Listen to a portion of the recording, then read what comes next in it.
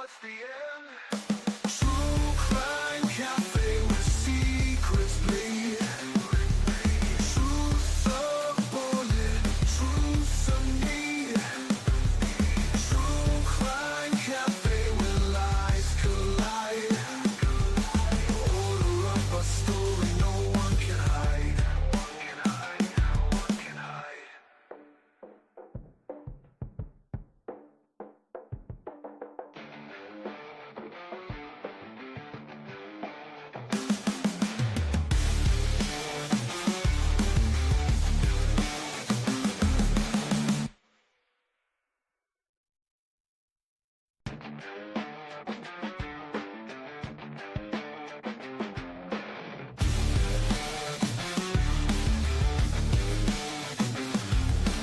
Blood on the counter splattered like rain. Coffee stains tell stories of pain. Spoons clinking whispers in the night. Beneath the night. Shadows dance beneath the neon light. Who drank the poison? Who lit the flame? Everyone's guilty, no one takes the blame. True crime cafe where secrets bleed. Truth a bullet, truth some need. True crime cafe where lies collide.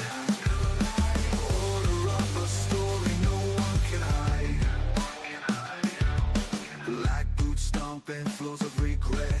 Ashtrays full, but we're not done yet. Clock ticks louder, the walls close in.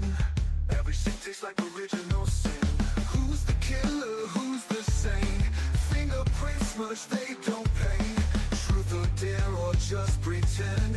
What's the start? What's the end? True crime cafe where secrets bleed. Truth a bullet, truth some need. True crime cafe where lies collide. Order up a story no one can hide. Who's the killer? Who's the saint? Fingerprints smudge, they don't paint. Truth or dare or just pretend? What's the start? What's the end? True crime cafe where secrets bleed. Truth a bullet, truth some need. True crime cafe where lies collide. Order up a story no one can hide. No one can hide.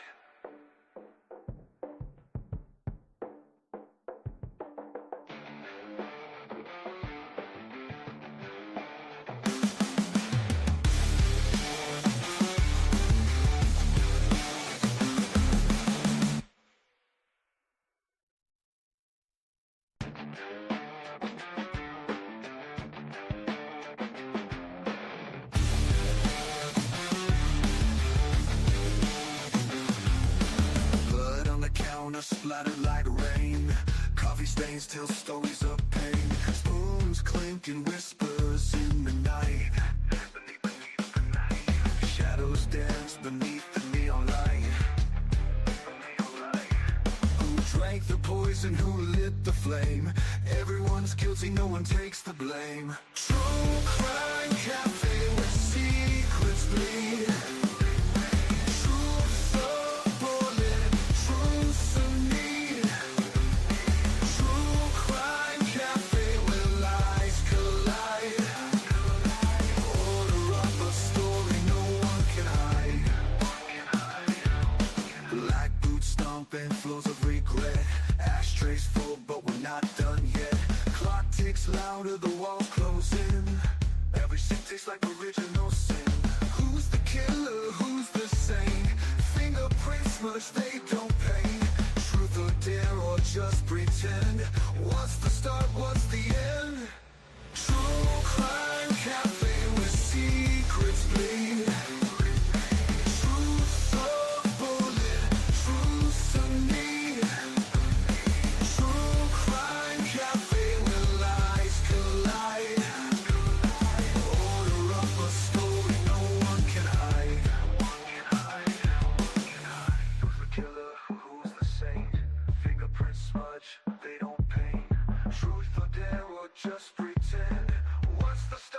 what's the end? True crime cafe where secrets bleed. Truth a bullet, truth's a need. True crime cafe where lies collide. Order up a story no one can hide. No one can hide.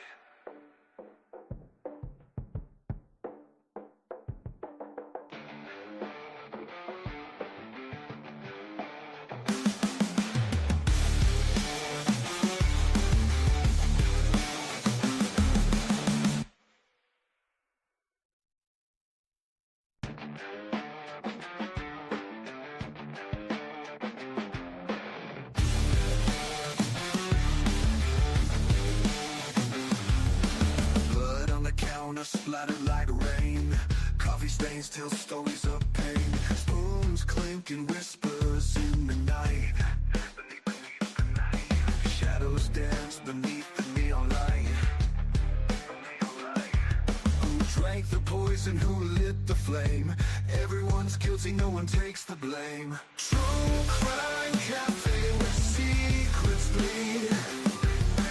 Truth a bullet, truth's a need. True crime cafe where lies collide. Order up a story no one can hide. Black boots stomping floors of regret. Ashtrays full but we're not done yet. Clock ticks louder, the walls close in. Every scene tastes like original sin. Who's the killer? Who's the saint? Fingerprints smudged, they don't paint. Truth or dare or just pretend? What's the start, what's the end? True crime cafe where secrets bleed. Truth a bullet, truth's a need. True crime cafe where lies collide. Order up a story no one can hide. Who's the killer? Who's the saint? Fingerprints smudge, they don't paint. Truth or dare or just pretend? What's the start, what's the end? True crime cafe where secrets bleed. Truth a bullet, truth's a need. True crime cafe where lies collide. Order up a story no one can hide. No one can hide.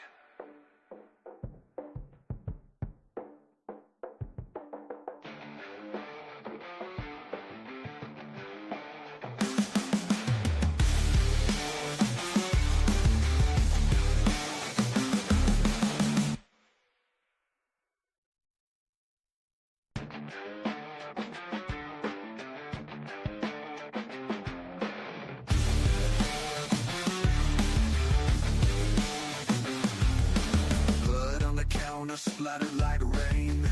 Coffee stains tell stories of pain. Spoons clinking whispers in the night. Beneath the night. Shadows dance beneath the neon light. Who drank the poison? Who lit the flame? Everyone's guilty, no one takes the blame. True crime cafe where secrets bleed. Truth a bullet, truth's a need. True crime cafe where lies collide. Order up a story no one can hide. Black boots stomping floors of regret. Ashtrays full but we're not done yet. Clock ticks louder, the walls close in. Every scene tastes like original sin. Who's the killer? Who's the saint? Fingerprints smudged, they don't paint. Truth or dare or just pretend? What's the start, what's the end? True crime cafe where secrets bleed. Truth a bullet, truth's a need. True crime cafe where lies collide. Order up a story no one can hide. Who's the killer? Who's the saint?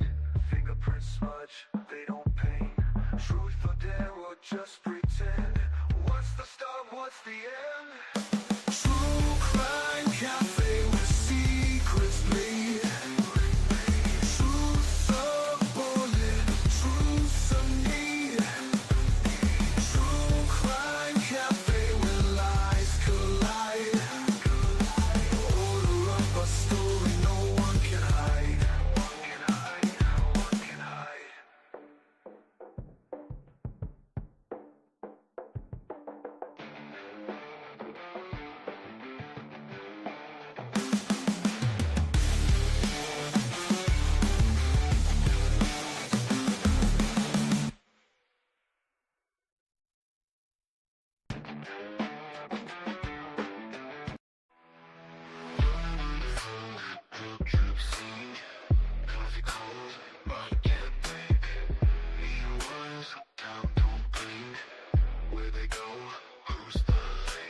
True Crime Cafe where the whispers play, secrets hide, bodies sway. True Crime Cafe in the night we stay. Truths decay, truths decay. Dago in the corner, eyes like stone, words like daggers, chilled to the bone. Echoes of screams on a borrowed phone. A city of shadows, you're never alone. Coffee cold, I can't think. He a buzz, tongue don't blink. Where they go, who's the link? You're never alone. And the sirens wail, another ghost for the tale. True Crime Cafe where the whispers play, secrets hide, bodies sway. True Crime Cafe in the night we stay. Truths decay, truths decay. Ashtrays full, sins don't wash. Table stained, lies embossed. Fingers point but the lines are crossed. Justice sleeps at a heavy cost. Coffee cold, I can't think. Be a buzz, tongue don't blink. Where they go, who's the link? They go in the corner, eyes like stone, words like daggers, chilled to the bone. True Crime Cafe, in the night we stay. Truths decay, truths decay. Tango in the corner, eyes like stone, words like daggers, chilled to the bone. Echoes of screams on a borrowed phone. The city of shadows, truths decay. Tango in the corner, eyes like stone, words like daggers, chilled to the bone. Echoes of screams on a borrowed phone. A city of shadows, you're never alone.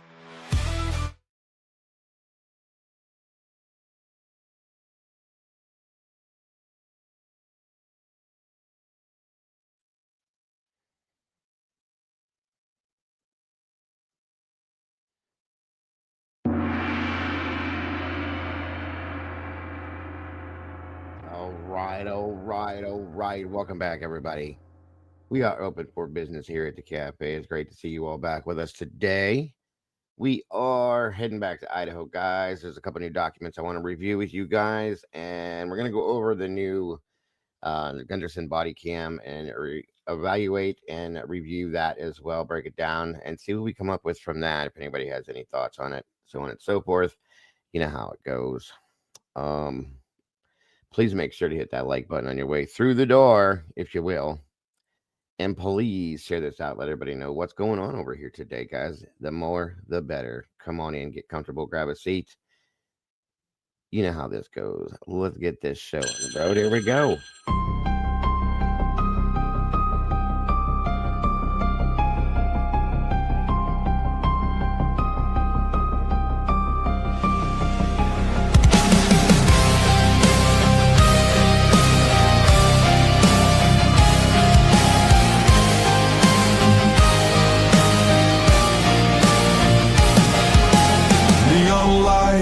Flicker like broken halos.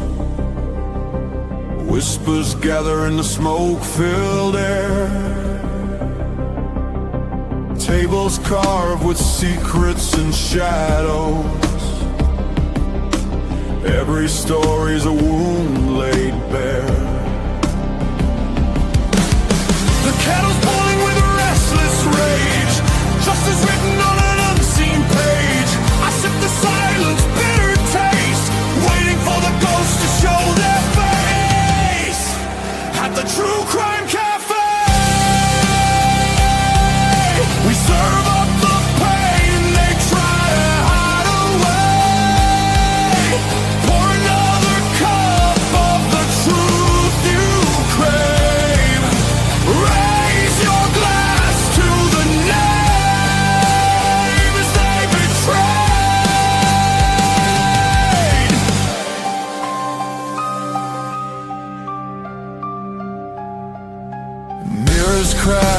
reflections are liars. Ashes fall where the guilty once stood. The jukebox hums like a funeral choir. Echoes pounding through the neighborhood. Every scar is a candlelit vow. We hunt the how, we demand the now. No more silence, no more disguise. We'll paint the night with sharpened cry. At the True Crime Cafe, we serve up the pain they try to hide away. Pour another cup of the truth you crave.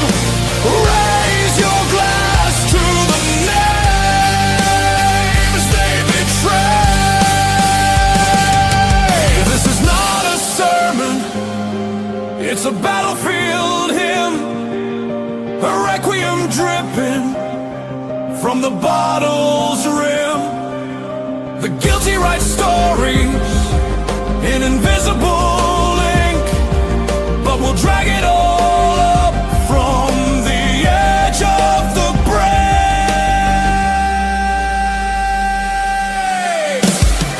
At the True Crime Cafe,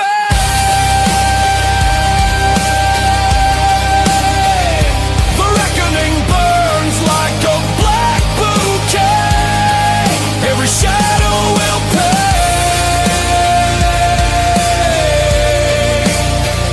In the True Crime Cafe.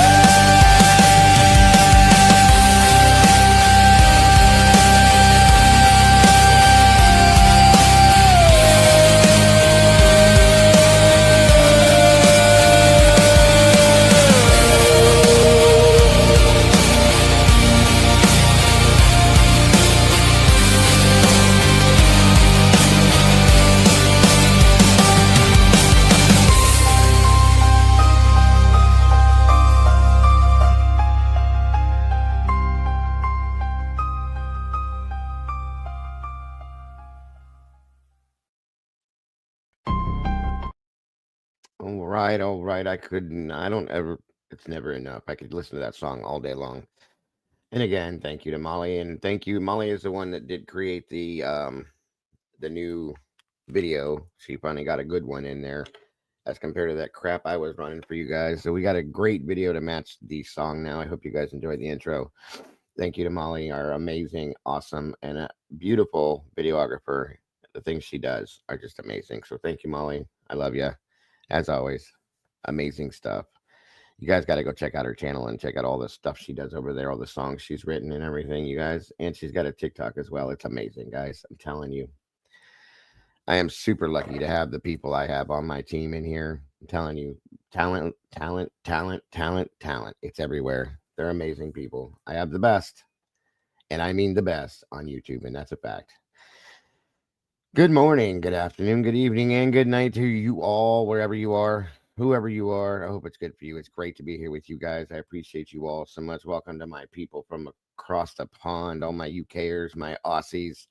I love you guys so very much, wherever you guys are. I appreciate you all joining us from wherever you're at. I hope you're having a great start to your day today. And again, guys, we're jumping right back into Idaho. We have some new documents to review, as well as a new body cam that's dropped a couple days back with Officer Gunderson. We're going to see what we find in that one and talk about it, of course, like we do. For sure. Come on in, grab a seat. Thank you to my blue crew for being here. You guys are so amazing. We all know, every one of you, I couldn't do this without you guys. So thank you for being part of this crew and this team and this family. I love you guys to death. Let's see who else we got in here with us. Amy Conway. Buenos dias to you, my dear. Good to see you. Miss Denise, always happy to see you. Fox Ruta, great to see you today. I love your name. Always did. Randy Furr, my brother, good to see you. Another drummer in the house. Always got to love that. Always happy. And another awesome member of my blue crew, Molly Drake. Good golly, Molly. Thank you, hon. And I love you too, my dear. SRBBBBB. Wonderful to see you today. Angel D, my favorite Aussie in the house. Great to see you, dear. Let's see. Who else do we have? The Cassies, the sassy one, Miss Cassie's in the house. Yes, she does. Yes, she does. Molly is amazing. Cat K, my dear, great to see you today. I hope you're having an amazing day. Thank you for joining us. Let's see, Miss Denise, wonderful to see you again. I hope you're feeling good today. Echo 444 in the house with us today. Great to see you. Let's see here. Morning, morning, morning. Where we at here? Come on down.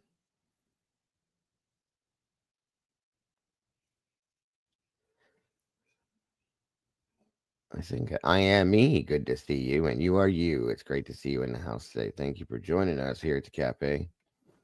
Miss Christine, always happy to see you. Miss Amanda, you as well. Thank you for joining us.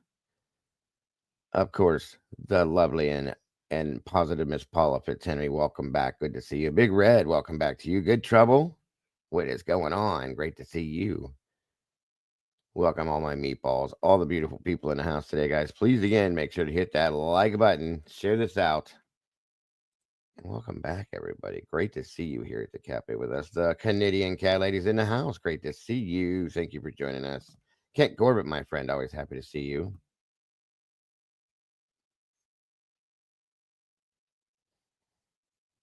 Okay, thank you for the info, my friend. I will have to check that out. And for sure, we need to get into that case. I have to make some time.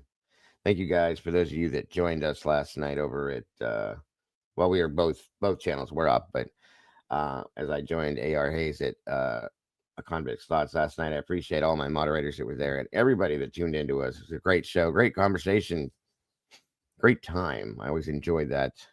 Thank you so much, Christina Reynolds. Good to see you. I appreciate that. I hope you guys did enjoy that. I appreciated seeing all you guys there last night, as did AR.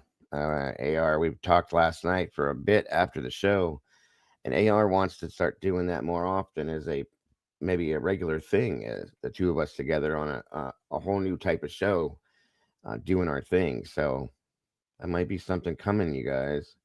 I have a meeting today with my moderators in regards to that and some other stuff. We'll talk about it and see what we can put together. If you guys would like to see AR and I do something like that on a regular basis, throw a one in the chat for me. Uh, and of course, if not, you don't have to put anything. The link is pinned to the top of the chat if you'd like to join me. Eddie's in the house. Good to see you, brother. Always happy to have Eddie in the house, guys. Got to have somebody with some common sense in here what comes up on this panel with me, because we all know that I'm not always there. The meeting will be, and it's just for people that are available. It'll be directly after the show, probably just short, quick, to the point. I know that's a joke to the mods who hear that because it never ends up being that. Phenomenal, good to see you. Phenomenal. Carol Ann, welcome. Good to see you. New name, new face. They're here. Saturday, folks. Saturday. Everything goes well. Fingers crossed. Tune in Saturday. We should be heading on back to the creepy, weird, unexplained, and paranormal Saturday nights, guys. As we can do that, we can do that. Hopefully, hopefully, hopefully. Oh, Eddie's not going nowhere unless he runs from me. I promise you that much. I may just have to handcuff him to the water heater. Who knows? Yes, tomorrow, Cassie. Tomorrow night. I don't have an exact time yet, but I will set that up for tomorrow. I'll tell you guys tomorrow morning, probably. Hopefully, yes. Cross your fingers. I don't want to make promises because you guys know how my life goes. Lola Getz, welcome back. Good to see you. But yes, it is my favorite month of the year, folks, October. And I have not once have I done anything in regard to the paranormal stuff that I love. So I'm gonna be pushing for it for tomorrow, guys. I've just had so many things going on. I need it my damn self, Cassie. I do. Working on another T-shirt in the merch shop again. A little idea came to my head.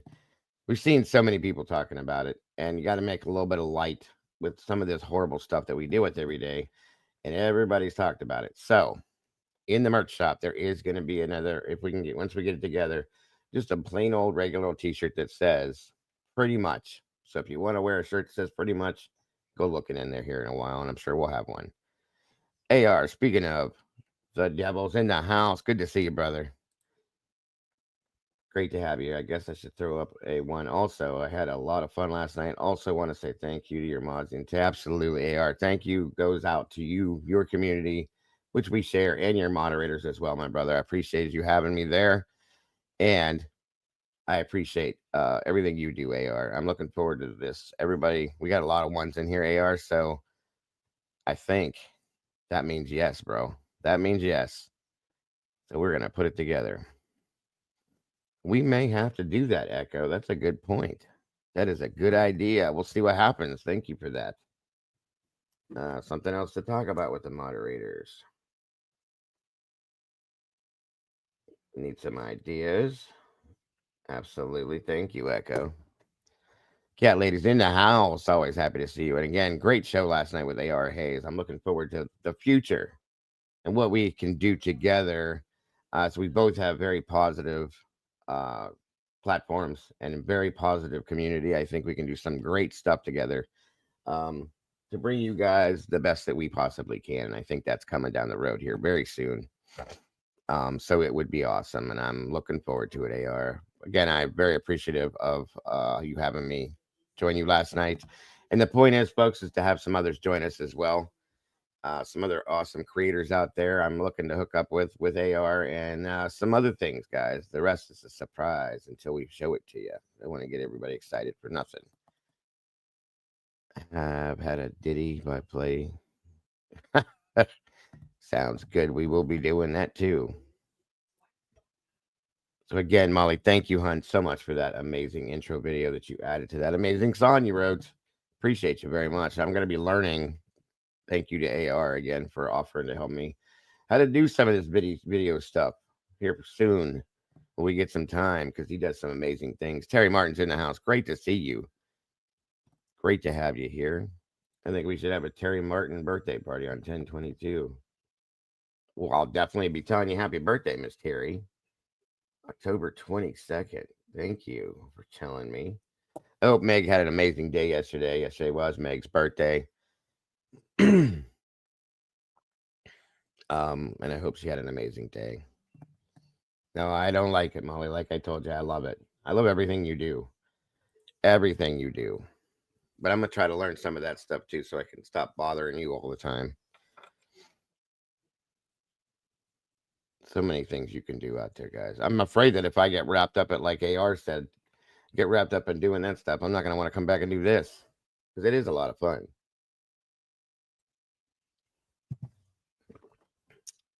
Nothing but love for you, Molly. You know that. Another one that's been with me for a long time, guys. Pretty much from day one, Molly and Mama Bear, Brady B, SRB, Cassie. Long time, and I just these people are family to me, you guys. Family isn't even the word. Brady Fur been around from day one, pretty much too, and that says something to me, you know. The people in the community that have been here for that long period of time. Miss Terry Martin, she's been here forever. That means everything, you know. It means everything to me. It shows dedication, loyalty, and that's important out here, folks. You stick with people, you know. That's important, I think, and I love it. I love it. Like I said today, the link is pinned to the top of the chat. I don't know if Eddie's interested in joining me to review these documents in the body cam. The link's pinned at the top up there. It should be, at least. I think I did it right. I do believe. Yes. And that's what we're going to be doing today is reviewing that stuff. Dave C., great to see you. Yeah, I have my issues with AI as well, Dave. I'm not a fan of it. I think that for instance, in the Charlie Kirk situation, they used it to find a perpetrator. I don't like that and confuse people. You know, that's not something you should do. I don't trust it either. I'll tell you that, Dave. I do not trust AI. Not at all. But it does some amazing things on a computer. I'll tell you that much. Miss JC J is in the house. Always happy to see you, JC. Thank you for joining us today. Hope you're having a great day. 61 peeps in the house, guys. And it looks like we have 39 likes. What are you all doing today? Come on now. Let's make that match and get this in that algorithm if we can, please and thank y'all. And like AR said last night, I gotta go look for my brain real quick so that I can make some sense out of what we're doing today. It is definitely creepy, Dave. Very creepy the things they can do and manipulate people. I don't like that.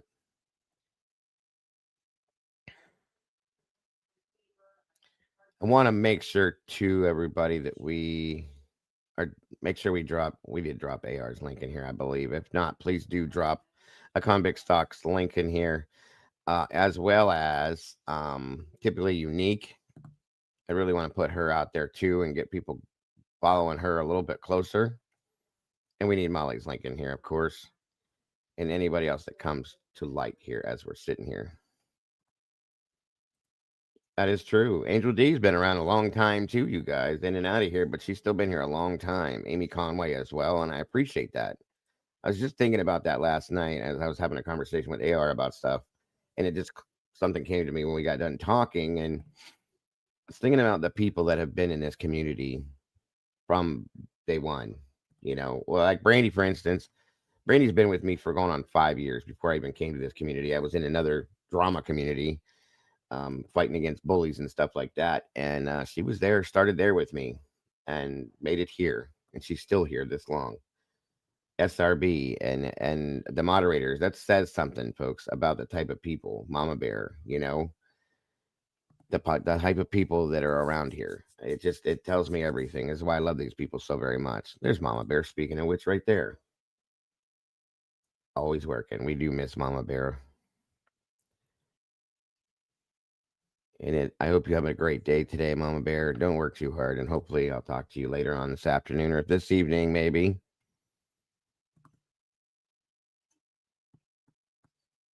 Of course, Angel. Of course.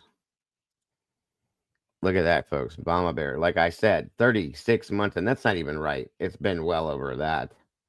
I know it's been at least, I think it's more than that. I truly do.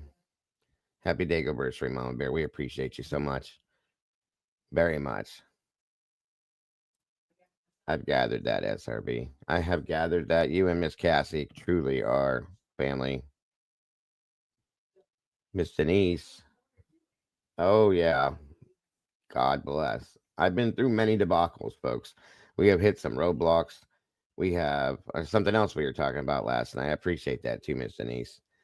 The time that we've spent in here, the things that we put into this, the hours, the blood, sweat, tears, I guess you call it, the heart, the passion that we put into this. I was saying if I wouldn't have had the roadblocks and the speed bumps that I've run in, I'd be way, way up there, But the time that I've spent, and it's okay though, because I've learned from each one of those instances that I've dealt with shit. And it's taught me to be a better person out here. Okay. I've always been real with you guys, but it's taught me how to deal with people in a different way. It's opened my eyes to seeing things that I didn't want to see in the beginning, and I appreciate every bit of that. Unfortunately, Dave, I sure do. I sure do. That is something that AR and I both experienced together, and it was not fun, but it is what it is. Just letting you know that Nick from the organization Bring Me Home is going to be on its a climbing chain tonight. Thank you very much for the info, guys. Check that out if you're interested. And we do got to jump back in and get a little bit more involved in the Jack and Lily Sullivan case out of Nova Scotia, Canada, as well. I've been trying to pick up some other stuff and change it up, guys. I was just kind of waiting to see if RCMP was going to put anything more out, but I guess it's not going to happen. So we're going to definitely delve back into that here relatively soon. And Kent has been very active with that. More than likely will be joining me when we do that story again and put some more info out there. Thank you, Miss Cassie. God bless. Love you, dear. Hemisphere's in the house. What's up, brother? Great to see you as always. Let me show you guys what we got going on over here real quick. We're waiting on a few more people to pop in possibly.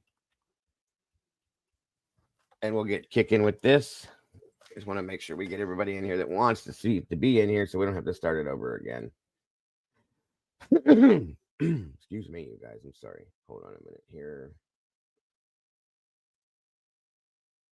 Here we go.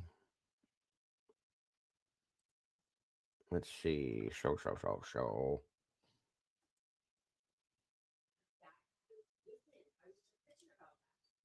There we go.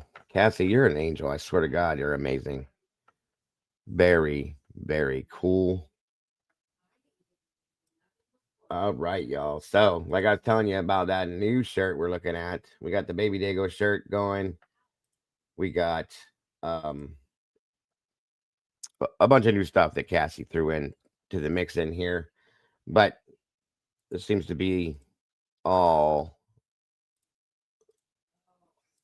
what everybody's saying nowadays, pretty much. And there it is. There it is. Thank you, Cassie. And on the back of that, as cool as it is, um, if it'll pop up here, taking its good old time. It has our logo on the back. Cassie, that's an awesome one too. That's new. I love that. That is very awesome. We could probably flip flop those too, put the pretty much on the back or the logo on the front. That's amazing, Cass. Damn, great job, sis. But I love it, guys. I love it. Pretty much. And of course, these things come in all these awesome other colors you can get. Um, if this thing takes so long to load. Yes, I did. I seen that last night. I was with that when I was with AR, and I didn't want to screw up the show. But Ace Frehley has passed on, you guys. Like we're losing all the greats.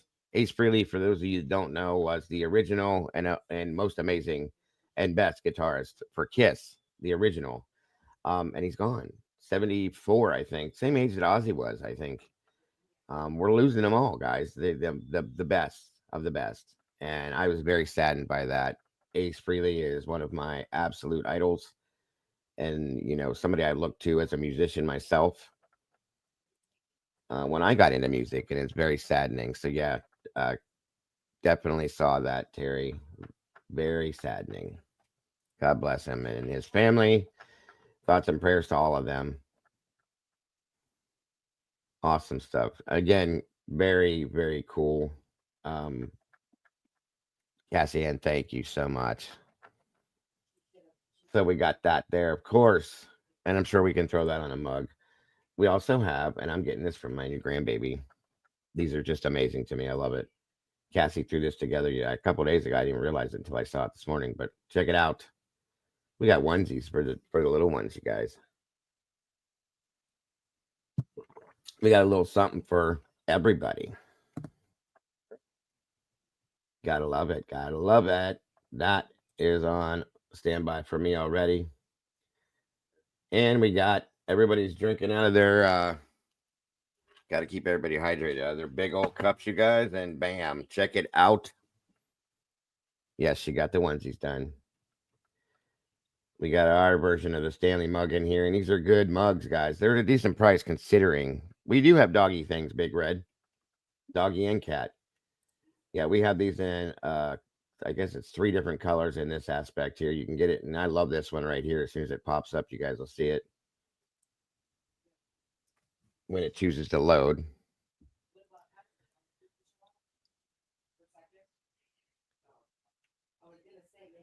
That's a great idea, AR. There you go, guys. Check it out. Tell me that's not badass. I want to create a shirt. A convict would have investigated better. I love that too. That's a good idea, bro. Yeah, we could throw that in our merch shop. I love that. But you need to put that with your stuff, AR. I love that very much so. So we got our big Stanley cups, I call them. You can't be getting dehydrated. And don't forget, guys, these are amazing. I love this so much. And I love the idea. I got to thank Scully so much for these. Common sense has left the building. One of my sayings that I like to say, commonsensical. And with that, we got baby me just for laughs. I think it's hilarious. We have the pet mats, Big Red. If did you set your dog food and stuff on, I'll show you here in a minute. But yeah, she's done a great job on all this stuff, you guys. I'm so super lucky. And of course, you can't go wrong with this one here. I need new conspiracy theories. All of my old ones have come true. Oh, you're good. You're good, Cass. And then Here you go, right here, Big Red. There's our pet mats. And then, of course, like it shows, you can set your pet food there or whatever you want to do with it. But yeah, it's a 12 by 18, and everything in here is very good quality. And the prices in here, you can't go wrong, guys. That's why I chose this company to do this with. Mary Holt's in the house today. Good to see you. Josie Wist, my dear. Good to see you, Josie. I know, exactly. Gene Simmons, um, Peter Chris, Ace Frehley, and Paul Stanley, the original Kiss. Absolutely. Absolutely, Josie.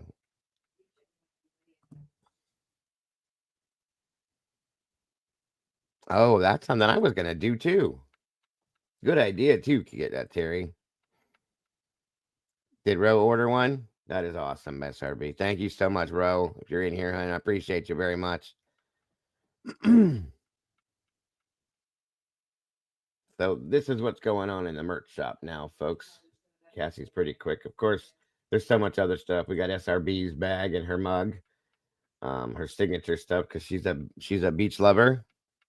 Doing redacted. Good to see you today, redacted. Thanks for joining us. There's her bag. Got her name on it and everything, guys. We're working on stuff. We're working on a moderator shirt as well.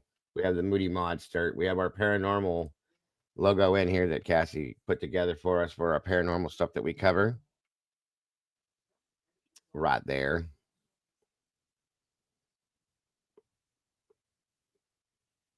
You gotta love that. We got blankets, we got sheets, shirts, tank tops, all sorts of different stuff.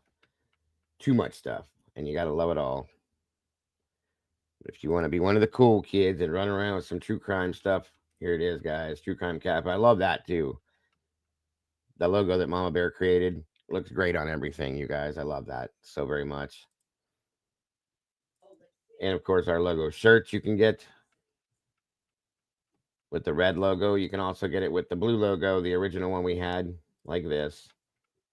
We have our candles, our scented candles, all sorts of cups and mugs, and all sorts of things. Whatever you choose. We got children's size clothing.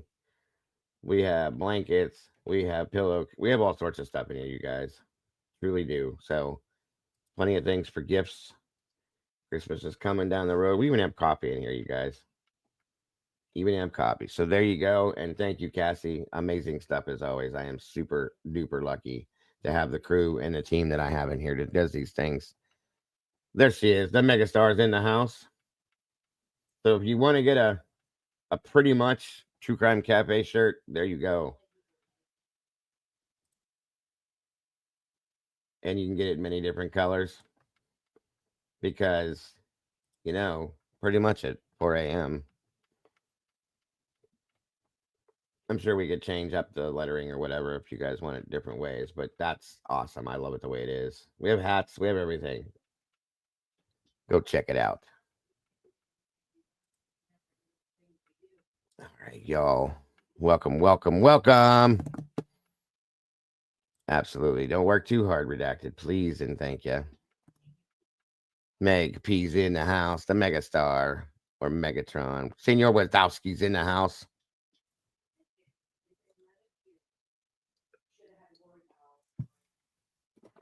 Great to see you today, Senor. Always happy to have you in the house. Welcome back as always. Come on in, guys. 77 peeps in the house with 61 likes. We are catching up for sure.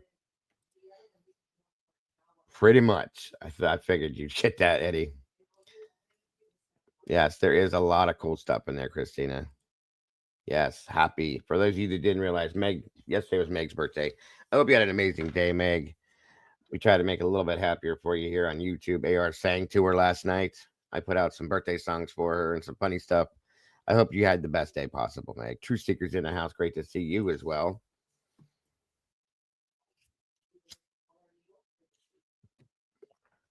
Come on in, guys. Get a seat. Get comfortable, please, and thank you. Grab your coffee, tea, whatever it may be. Let's do this thing. Come on in. Come on in. Oh, who's that?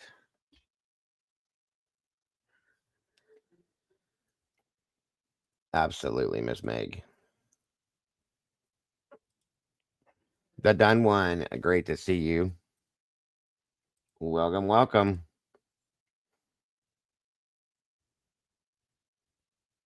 81 peeps in the house. 63 likes. We're catching up. Kiss the ring.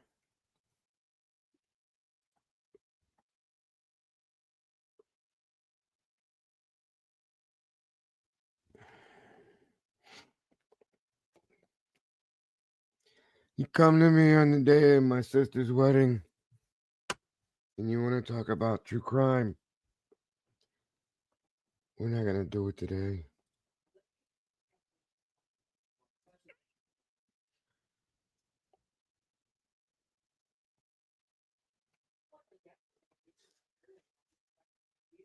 Let's see.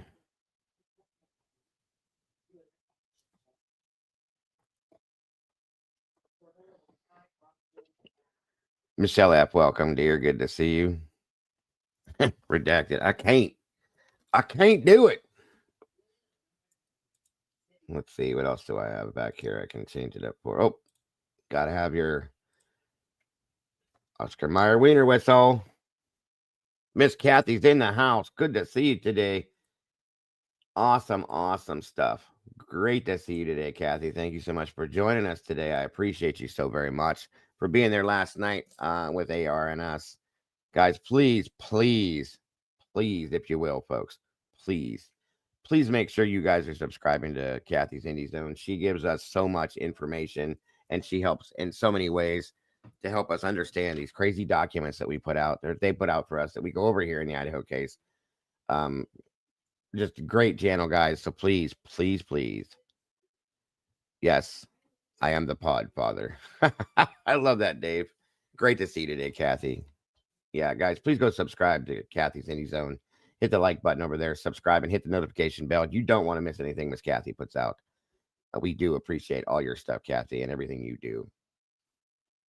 Very, very well done, always. And I definitely, like I said, I've learned a lot since we've covered, in the true crime realm, since we've covered the cases we have.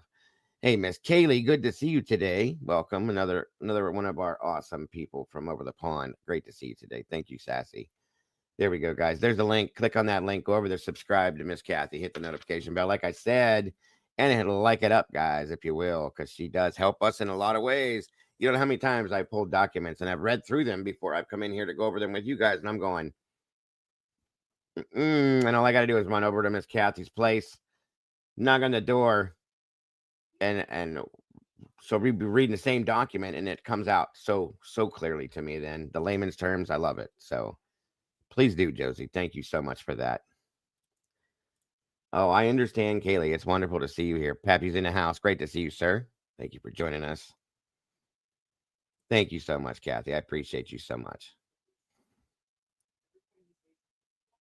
No, no worries, Pappy. Great to have you in the house today, brother. And again, guys, there's the link one more time. Thank you so much, Elizabeth. I'm glad to see you today and from last night. I appreciate you. As does AR, I'm sure. What sheath? Right. What sheath? What sheath are we talking about here, you guys? Pretty much.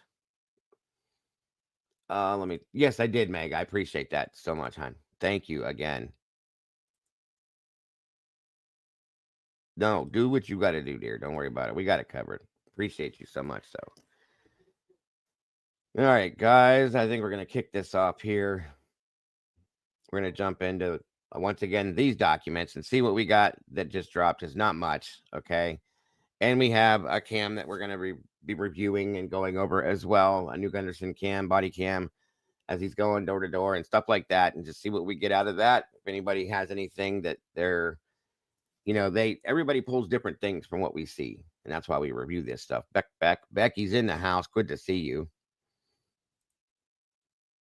Keep it real. Welcome back. Good to see you today. Thank you for joining us. Come on in and grab a seat.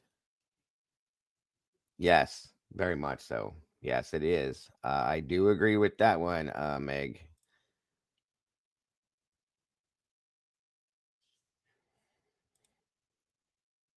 No sheath. None. Nada. Zero. Zilch.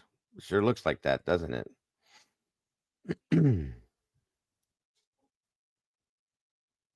Oh, so also you guys, another channel I want to start dropping links for is for those of you that haven't followed and watched, but you guys need to go check out Unfiltered Lucky. I've been following Lucky a lot more, and I really like how he does things. He kind of reminds me of myself with the positivity that he pushes and the personality that he has and the way he explains things. I love that. So please, please go check out Unfiltered Lucky as well. I think you guys will enjoy it if you have not yet done it. Thank you so much on that, SRB. Guys, if you want to become a member and jump into sauce with the rest of us as we spill the sauce day to day, there's your link right there if you're on an iPhone. And if not, you can use this link here. Either way, it'll get you in the door and in the sauce with the rest of us. Miss Kathy said, "You and Dago gave me a lot to think about last night's show. Convicts' thoughts with ARAs. I did some research on innocence. It is. And that's something I'm going to be doing a little bit more looking into, folks, is the Innocence Project. Thank you again to AR for that discussion last night. Um, he made a good point, you guys. If you weren't there, I'm going to tell you now. But if you were there, you'll remember. We come out here and do this every day. We talk, we discuss things, we review documents, we look at body cams and videos, and we speculate on different things based on the facts that have been given to us, good or bad. We do that. But what are we really getting out of it? What are we really doing? And I know I'm here because I want to make a difference in some way. I believe in truth and justice, okay? And I want to see the truth. That's why I'm still talking about this case, as I believe all of you do and are.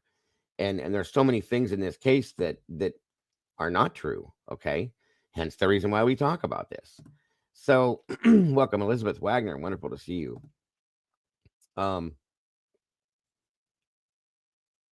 the Innocence Project, I think, is a very good program for situations such as this. There's so many people that have been convicted that have accepted plea deals, um, that have been found later on down the road to be innocent.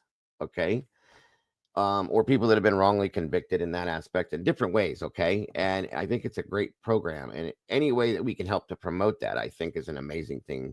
And I think that way we would be making a difference in some aspect, in some form or fashion. So that is something that he made a good point about last night, AR. And I'm on board with that. I'm going to support that. Whatever he does, I will be supporting him in that aspect. And if I can put anything into it as well, 100%. 100%. Understood. Sue, welcome. Good to see you. Scully, thank you for joining us, brother. Deborah Ackland, welcome back to you today. I understand, Kaylee. Truly, I do. Micro Blue, welcome. Great to see you. True Seeker, great to see you. I'm hoping I didn't miss anybody. Yes, he is. He does. Lucky does some great stuff, guys. I just love his personality and his persona and everything, the way he explains things, and it just, like I said, it reminds me of me and the way I feel about things. So I love that. Donna Salamander, welcome. Good to see you. Thank you for joining us.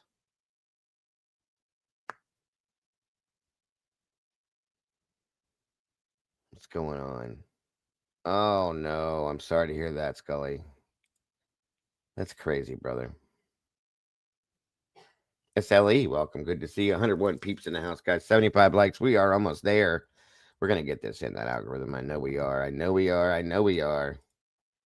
Mary Holt, wonderful to see you. If I missed anybody, I will catch up with you guys. Just giving it a few minutes. Miss Tandy here on our lunch break, as always. We appreciate you, Miss Tandy. All right. Hey, Paco, good to see you today. That's right, Christina. That is right. Of course, we come out here trying to be the voice for the voiceless when these victims in these cases can no longer speak their voice and what happened to them. Obviously, we know that. But maybe we can do a little bit more in my is what I'm trying to say. And I'm going to see about doing that. And I know AR, I'm going to support him 100% what he does with that as well. Always. So it is. Thank you for that, Mary. Same goes for you. All right. Let me see what we got here.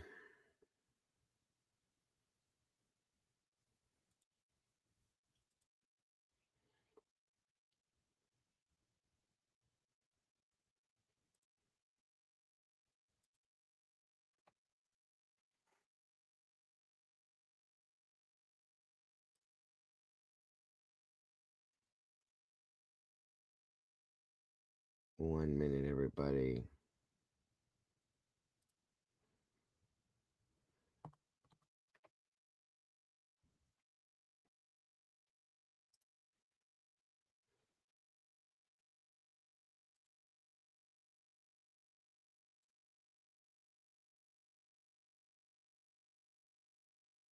Oh, by the way, Cass, that thing we talked about earlier, I that person is still in the Discord, by the way. I just saw.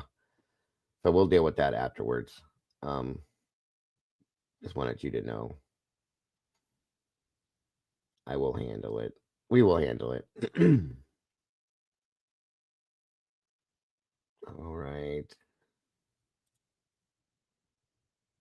1 minute here. Where is it? Where is it? Bear with me, you guys.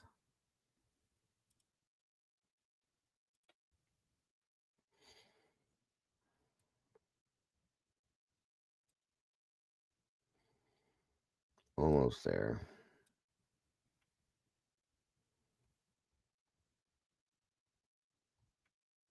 There we go.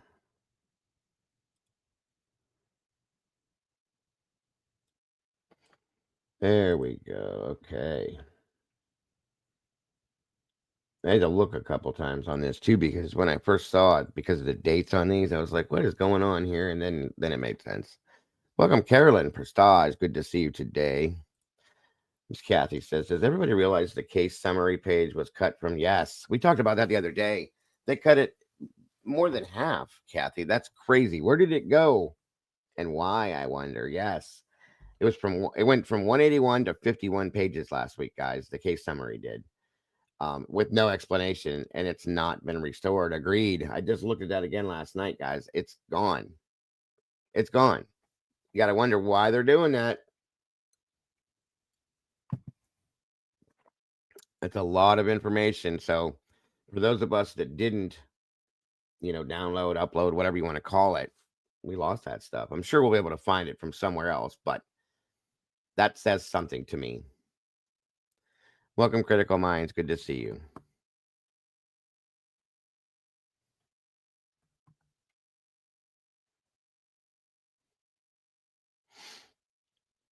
Well, from what I was understood, critical when I read the whole YouTube background thing, and then I have other creators telling me that once you hit 100 likes, it pushes you into the algorithm. So that's why we always say that.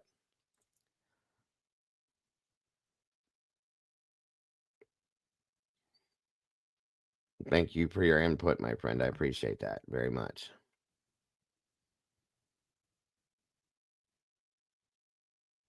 And the only reason why I want to get this in the algorithm is so that everybody sees, what we're talking about.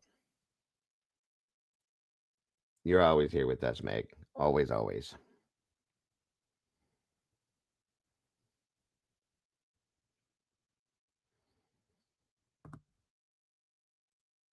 Oh, my updates contain the real CSC page. Good thing. I downloaded it several times for Kit. Yes. Thank you. And thank you for that. Very much, Kathy. Very much appreciated.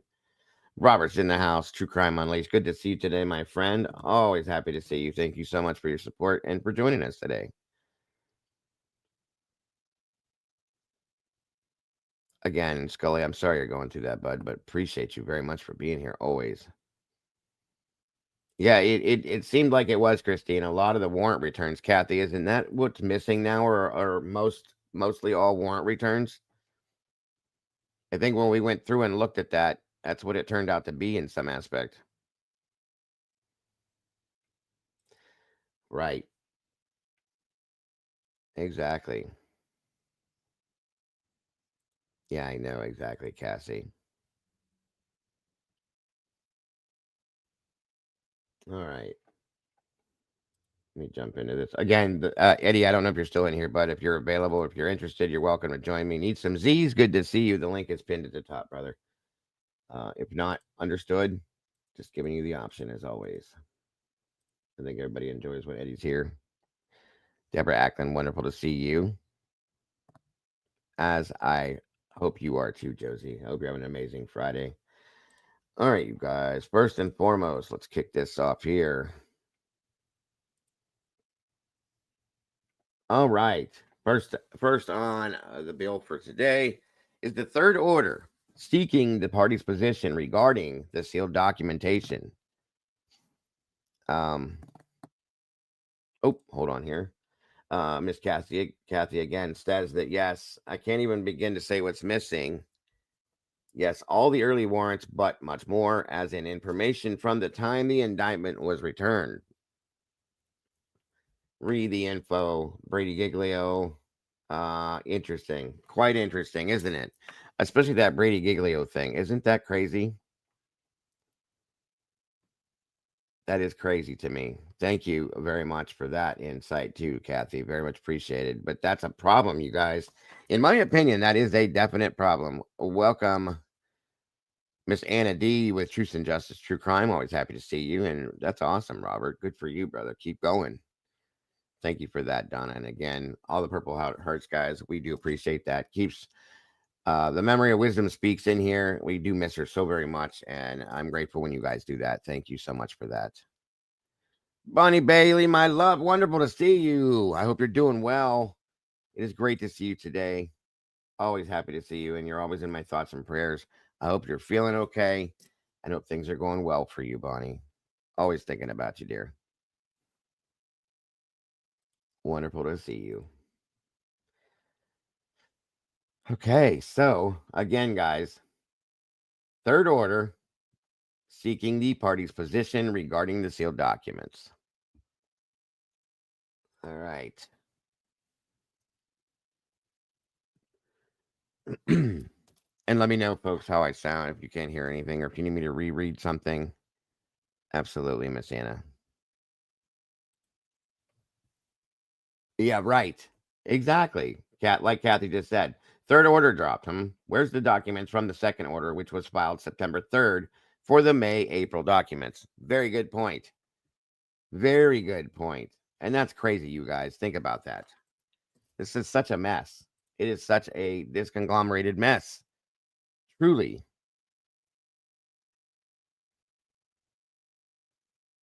Miss Becky Strider's in the house, and it says, where are you looking for the Idaho cases of interest? Every time I go on Google, it gives me 90 pages of the summary. If I go on another browser, it gives me 108.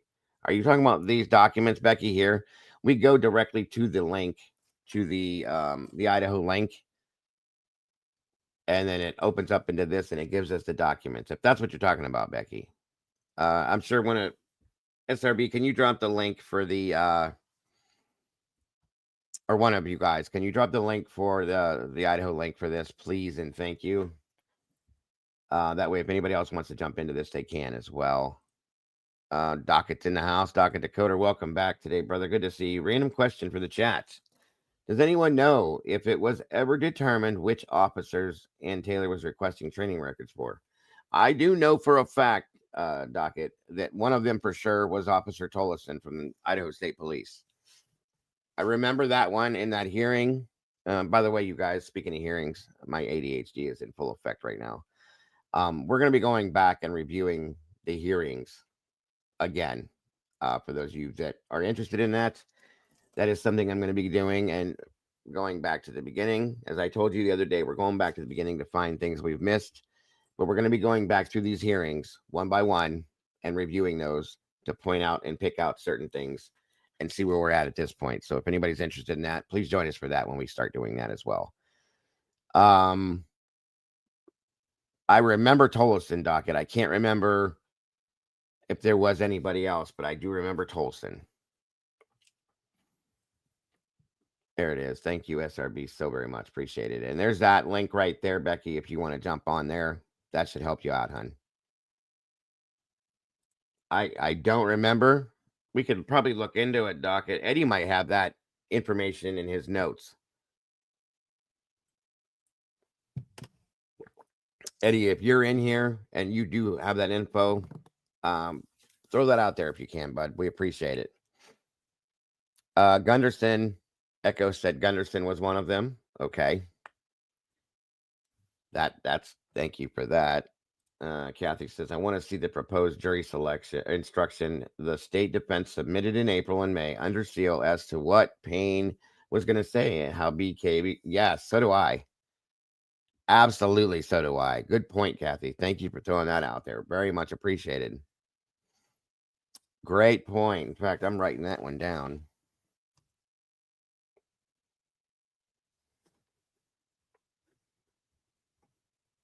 Thank you for making me think. All right. Yeah, 100%, brother. You know that. In fact, I'm gonna look into it. I just notated it myself. To look for that as well. If Eddie doesn't have it in his notes, we'll do our best to find it and help you out with that for sure.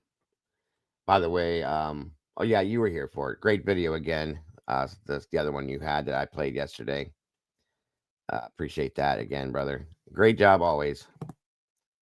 Michelle F says, I think Payne and Maori. That could be true. I seem to remember, I think Maori as well.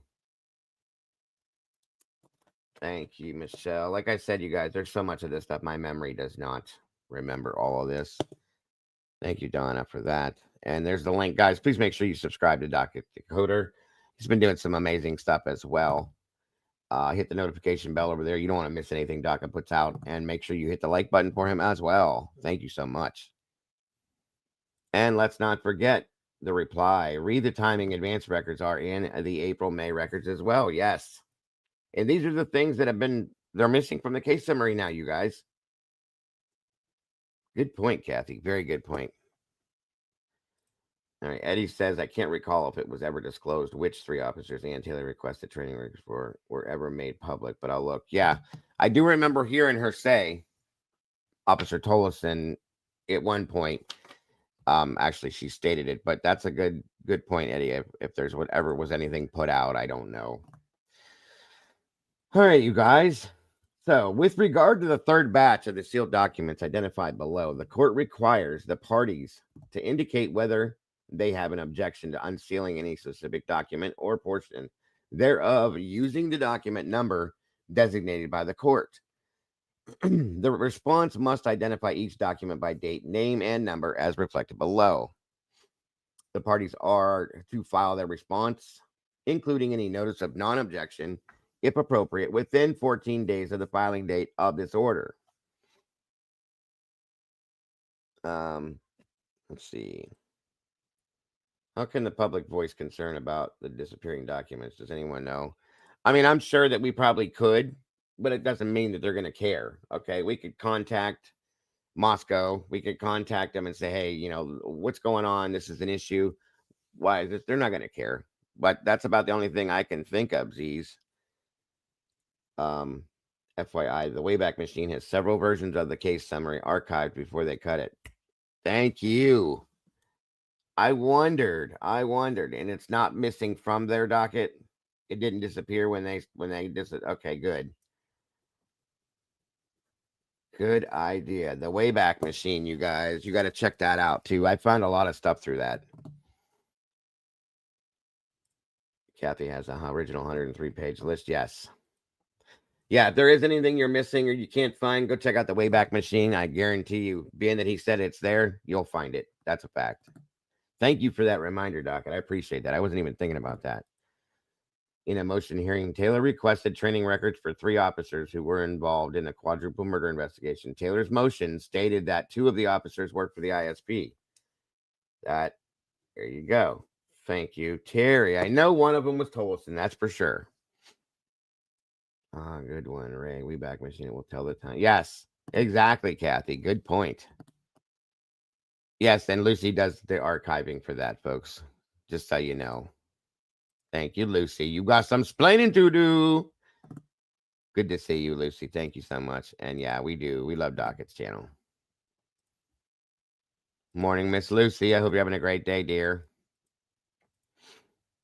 So, starting off with this, we have number 88, would be March 31st to 25. The state's response to the defendant's proposed jury questionnaire. March 31st of 25 is the defendant's objections to state's jury questionnaire proposals.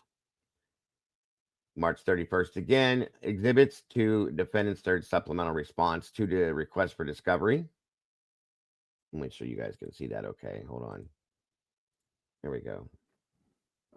Re the expert witness penalty phase. March 27th, Exhibit C to defendant's third supplemental response to request for discovery. The 26th of March, defendant's Exhibit 1A in support of affidavit and objection to the state's motion in limine, re the text messages and testimony. And March 24th, defendant's proposed jury questionnaire. I think that's what you were talking about, or some form of that, wasn't it, Kathy? Again, March 24th, defendant's reply to the state's objection to motion in limine number 5. The rest of these are all March 24th. The state's Exhibit S23B, the Walthall. I hate saying that word. Walthall, I think. Anyway, as the last name. Then we got the state's Exhibit 22B, Heat, state's Exhibit S20B, Nord, and state's Exhibit S19B, Miller. And on this page, last one is state's Exhibit S18B, Martinez, Part 1. Of course, the next one, 18B, Martinez, Part 2. Exhibit 15C, the rebuttal for Ayers. S8A, rebuttal for Hilly. S7B, rebuttal with Gilbertson. S25B. These are all on 24th again, you guys. Idaho State Police, Scully. Gilbertson, Youngland. These are all Wilt, Mychek, Dace White, Ayers, Mowry, and Douglas. The exhibits under seal start with S because all prior discovery evidence requests were represented by A and R. That's how much is under seal. Thank you, Kathy, for that info. See, that's what I mean, folks. That way everybody understands this stuff. A lot of people don't get that, okay? This is why we love Kathy and everything she does. What's perplexing is Hitler did not order jury instructions, which are standard to be filed under seal. Yet defense and state filed all jury instructions under seal, and Hitler sealed them. Exactly. Thank you for that info as well. Very good point. Brett Payne and Lieutenant Mike Mooney. So those are the other two names. Docket, if you're still in here. So we got I can't think of his first name, but Officer Tolleson, Brett Payne, and Lieutenant Mike Mooney. Mooney's from ISP as well. But Moscow, I think it was just Payne, which is interesting. Yeah, I can agree with that, Miss Tandy. Then we have, again, for the 24th, the state's response to the defendant's motion to adopt voir dire procedure, in objection to magic question. Interesting, isn't it? Of course, the state's proposed jury questionnaire. March 20th, the defendants exhibit in support of their objection to the state's motion in limine re the self-authentication of records. The 19th, we have the Exhibit 1, S1 to the state's response to defendant's 7th motion to compel.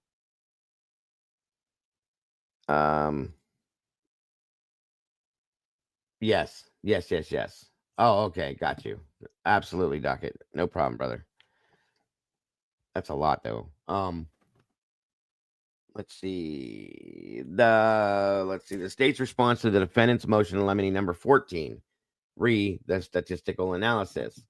Number 17, or I'm sorry, again on the 17th, I 1-4 to the state's response to defendant's motion in limine number 7. State's response to defendant's motion in limine number 5. Also, we have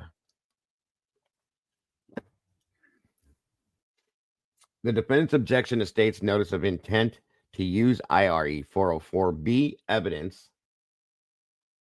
The defendant's objection to state's motion in limine re the 911 call. Look at how hard the defense was working. They gave no clue that a plea deal would be forthcoming, canceling a trial. Yes.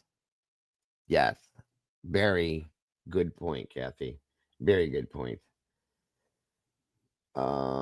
Okay. Exhibits 1, 2, 3 to the defendant's objection to state's motion in limine re the admissibility of demonstrative evidence.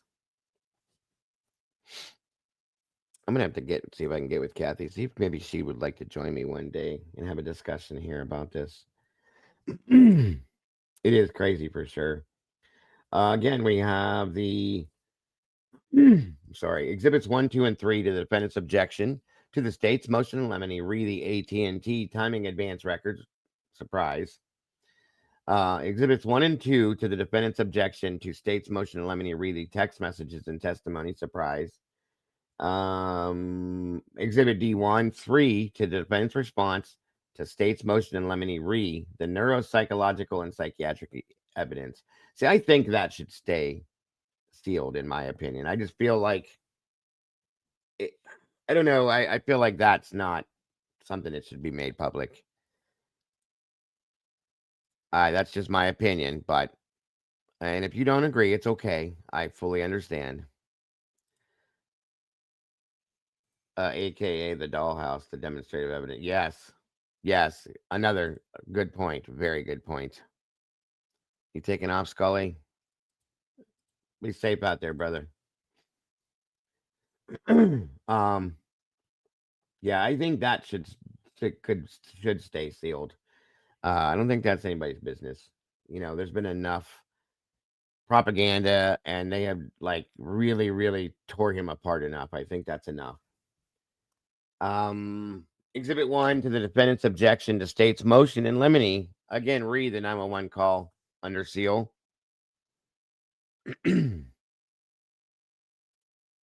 Question has to be asked is what phone Payne referred to as the 8458 phone and then the 8548 phone. That's a good very good point. Yes.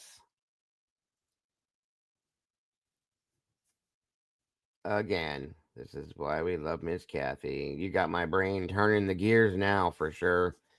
Yes, these are all great points. Very good points, Miss Kathy. Very good points. Okay, so next one up is the defendant's objection to state's motion in limine re the authentication of records. Sorry.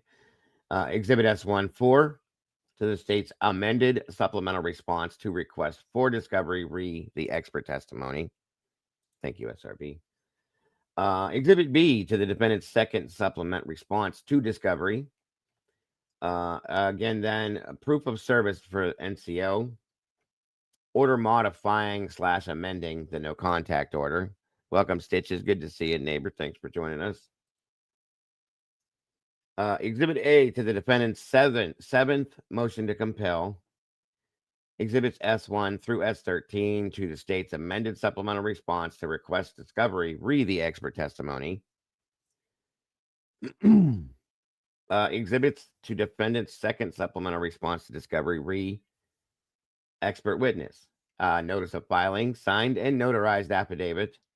Order on the parties' agreement to not mention 2014 cell phone incident during the trial. Interesting. Exhibits, and I think that should be sealed, in my opinion, because there's nothing to do with this case. Okay, I don't know why. There's enough. They've done enough. Like that doesn't need to be out there, in my opinion. Has nothing to do with this. Has everyone read the orders extending the no contact orders times 99 year? Yes. It directs that any future hearings are to be in Latah County when the COV occurred in September, and nothing should be in Latah. Wow. I didn't realize that. Yes, SRB, sorry. It does. It means regarding. Interesting, Kathy. Like I said, you don't understand these things sometimes when you read them until somebody explains it in another way. Thank you again for that. Order on the parties' agreement to not. Yeah, we did that one, and I think that shouldn't be out there. There's no point to it. 1 and 2 in support of motion to strike the death penalty. Re the autism spectrum disorder.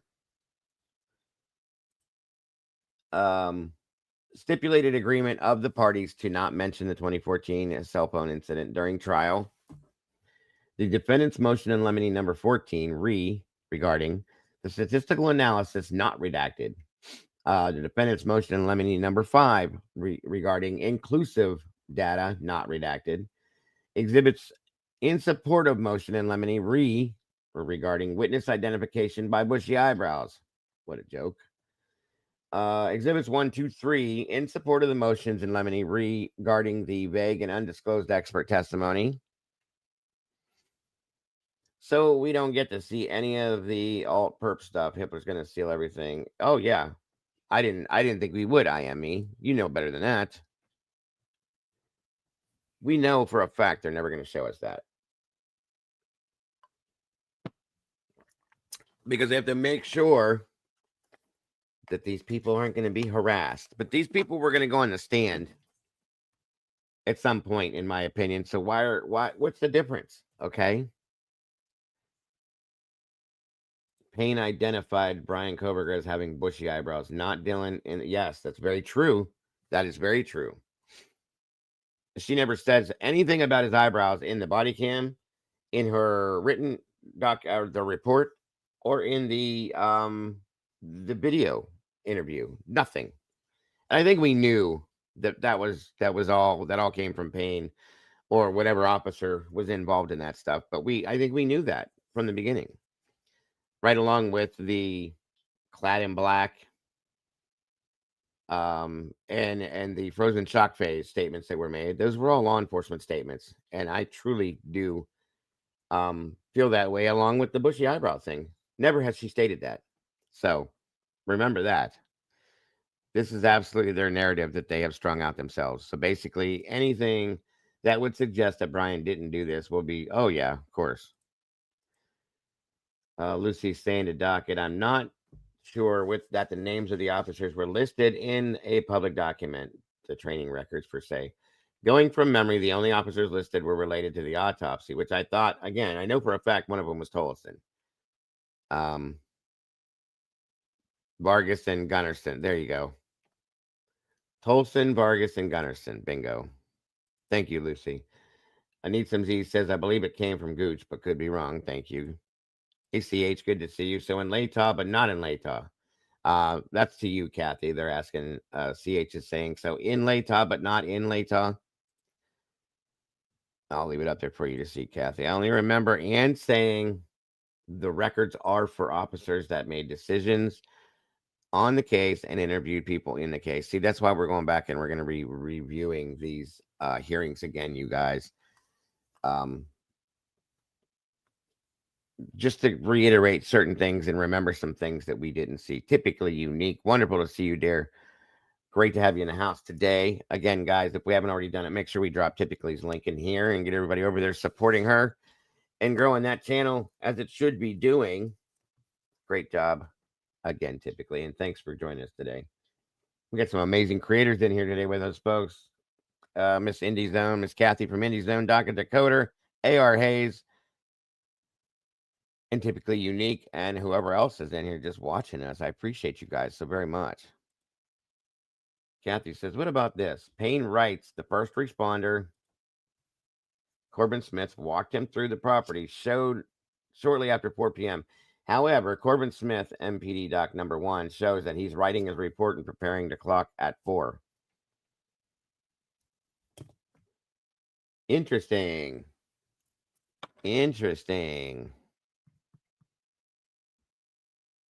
Once again, good catch. Very good catch, Kathy. Very good catch. I love it. Just like the PCA, Dylan said that she thought she heard Kaylee, I'm sorry, playing upstairs with the body cam. She said she heard screaming. Right, Robert, I got what you're saying. Anna says, to me, it sounds like the detective put those big words in so people think that these witnesses were really, really scared.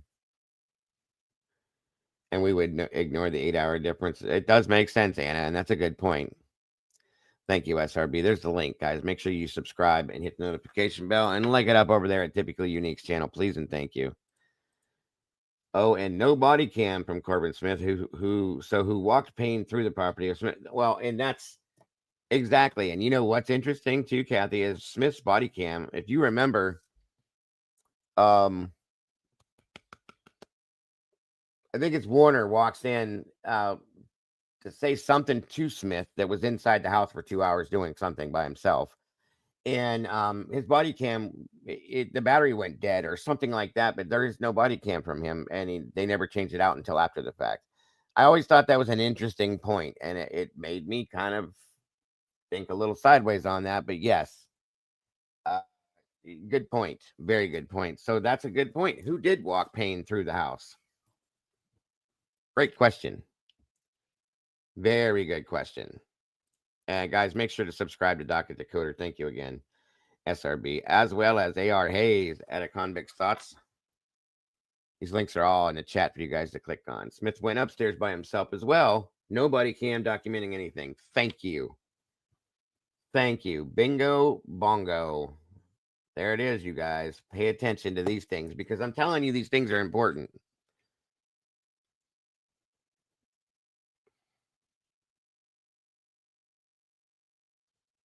Yes, Connor, that channel right there. Thank you, Lucy. We've been running his link as well. Go check out Connor's channel. He's got everything, guys. He's got every body cam that I've seen. I've not seen Smith's over there, but he's got everything else that I've seen. Thank you, Lucy, for that link as well. Meg's birthday was yesterday, you guys. For those of you that didn't know that, please wish her a belated happy birthday, please, and thank you. Of course, we also always the amazing Dago and Eddie. I'm not Eddie. Yes, I wouldn't say that about me. I just run my mouth. That's all. I can only come to one conclusion regarding the reluctance to release the full 1112 and full Corner Club. Exactly, Dave. Exactly. And you see what Jules is going through to get, certain things done with the 1112 cam. It tells me a story. It truly does. Welcome, Samir. Great to see you.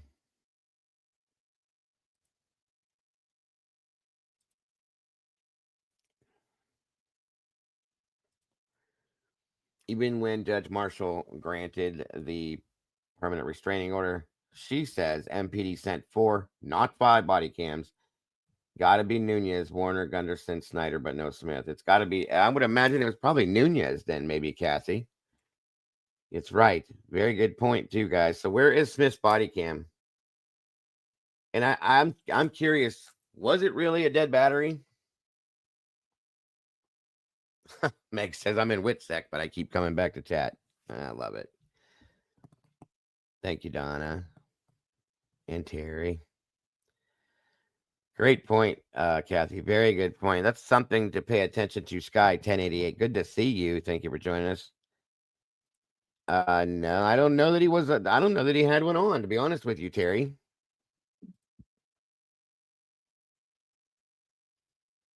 It's not at all suspicious that an officer inside the home body worn camera is MIA. No, not at all, Lucy. Not at all.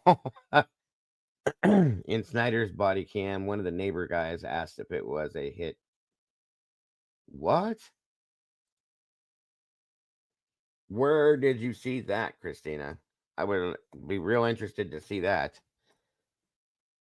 If you figure out which one it is, let me know because I want to go see that and I want to hear that. Thank you so much, Robert. Appreciate you very much, brother. Kabang. Eddie's in the house. There he is.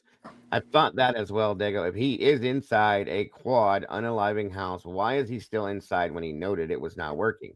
He should have gone to MPD 2 minutes away and got another one. Amen. And bingo, Kathy. That's exactly what I said when I found that out.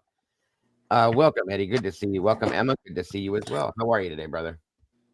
Not too bad. I've been multitasking in the background. I just got back from my bike ride right as you started your streaming, so I've been recovering from that, changing and cleaning up and. Oh, no worries, no worries. We're just getting into in chat. Gotcha. Also, I had time to look for. We were looking for the 3 officers whose records were requested. Yeah, I think Lucy found it, but what did you come up with?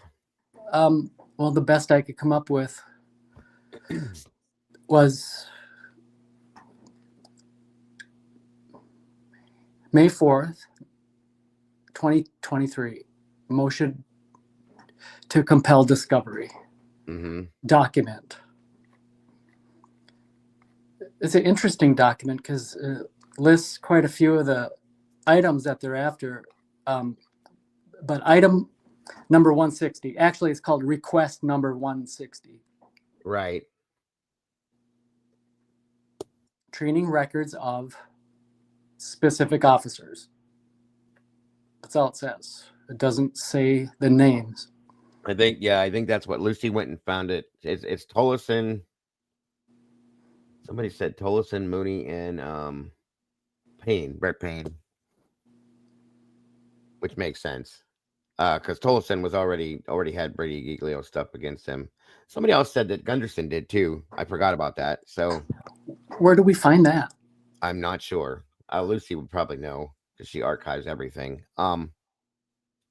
Lucy, did you hear Eddie? Where did you find that at? She probably already said it, and I just didn't see it. How could Payne already be on scene at 241 when he was interviewing? He wasn't. He was at MPD. It was in the report that he put out that he was doing interviews at MPD at that time. So, that's interesting. That's a good point, Yvonne. And what about Blaker giving ISP the rundown of what's going on at 241 when he's supposedly downtown at MPD interviewing? Yeah. There you go. Good catch. Terry said she found it on ChatGPT, Eddie. And Doc had agreed with you. It is an interesting document. But did you see that? Kathy pointed out Officer Blaker giving ISP the rundown of what's going on at 241, and he's supposedly downtown at MPD interviewing Bethany Funk at 241. How did that work out? Interesting. Docket, though, going back to that, Eddie says it is an interesting document. It was back before they were completely sealing everything, and she doesn't state their names in the hearing either. Right. Mm-hmm. I swear I remember her saying one name, or she didn't actually say the name. They were referring to him, to Tolleson, I think, and that's when she brought that up. That's why we're doing the hearings again. Are we conflating two different things? Is it possibly the body cam recordings, notes, photos, information collected at the autopsies of Tolleson, Vegas, and Gunderson? Tolleson, Vargas, and Gunderson, Gunderson, not Gunderson, are the only three officers that are listed. But this is about the autopsy. There you go. So that to answer your question, I think that's right. No list is public about the training records. Thank you, Lucy. Okay. Well, that would be why then, because there is nothing public. I swear in the hearing. Yeah, she said, see the above comment that she put up. I got you. I swear in the hearing there was something being referenced about Officer Tolleson, and then that is after that she made that statement about the training records. I could be wrong. I might be crossing things in my mind because it's been so much. But when we go back and we start reviewing some of these hearings, it'll probably come out at that point. Hopefully. Hence the reason why I want to do this is I want to see if there's anything that has been misconstrued, changed as compared to what we know now. Didn't Nunez have Brady Giglio on him as well? I'm not sure, Mama Bear. I know Gunderson did, and I know Tolleson did for sure because of Tolleson from that other case with the doctor in the hearing, and stated that these officers that made decisions in the case interviewed witnesses. I think that's what Docket said a little bit ago too. So thank you, Lucy. Good points. Mowry testified on the stand. He has 40 hours of training, no questions there. Read the training. Of course, there's never any follow-up. Never any follow-up. Who is the first ISP person on scene at 11:22? Becky asked. That's a good question. Gilbertson, I think it was Gilbertson, wasn't it? It's just interesting that one of the very first things that she asked for that was of interest was training records, but then nothing else about it ever, right? I don't think they gave her the chance to do anything with that. And Lucy, back to Kathy, says yes, that 40 hours is specific to his training on the Cast Biz program. Thank you, Lucy. No report, no follow-up needed. Never is. Never is. Well, no. Nunez was the first on scene from Moscow, but they were asking who the first ISP officer was, Becky. And then Smith showed up after the fact. Right after. It was Smith, Nunez, and Smith, Nunez. Was it Gunderson, the first three on scene? I think. Don't quote that because I might be wrong with that. Let me finish this here real quick. So the rest of these here, guys, are the exhibits 1, 2, and 3 in support of the motions in limine, the vague and undisclosed expert testimony. 1, 2, 3, 4, and 5 in support of motion in limine, excluding the IgG evidence. And exhibit 1 in support of motion in limine, read the conditions as aggravator. There's so many of these guys. This will take forever, but good Lord. So everything basically has been, they're keeping everything under seal, it looks like. The expert disclosure regarding Lawrence Mowry, the amended exhibit S10 Lawrence Mowry, the motion to allow the out-of-state witness to testify via Zoom, stipulated subpoena issued, the witness and exhibit list disclosure for the hearing on January 23rd, surprise. Defendant's supplemental witness list for motions hearing. I'm pretty sure that's how I read this. In the court minutes for 23rd and January 21st.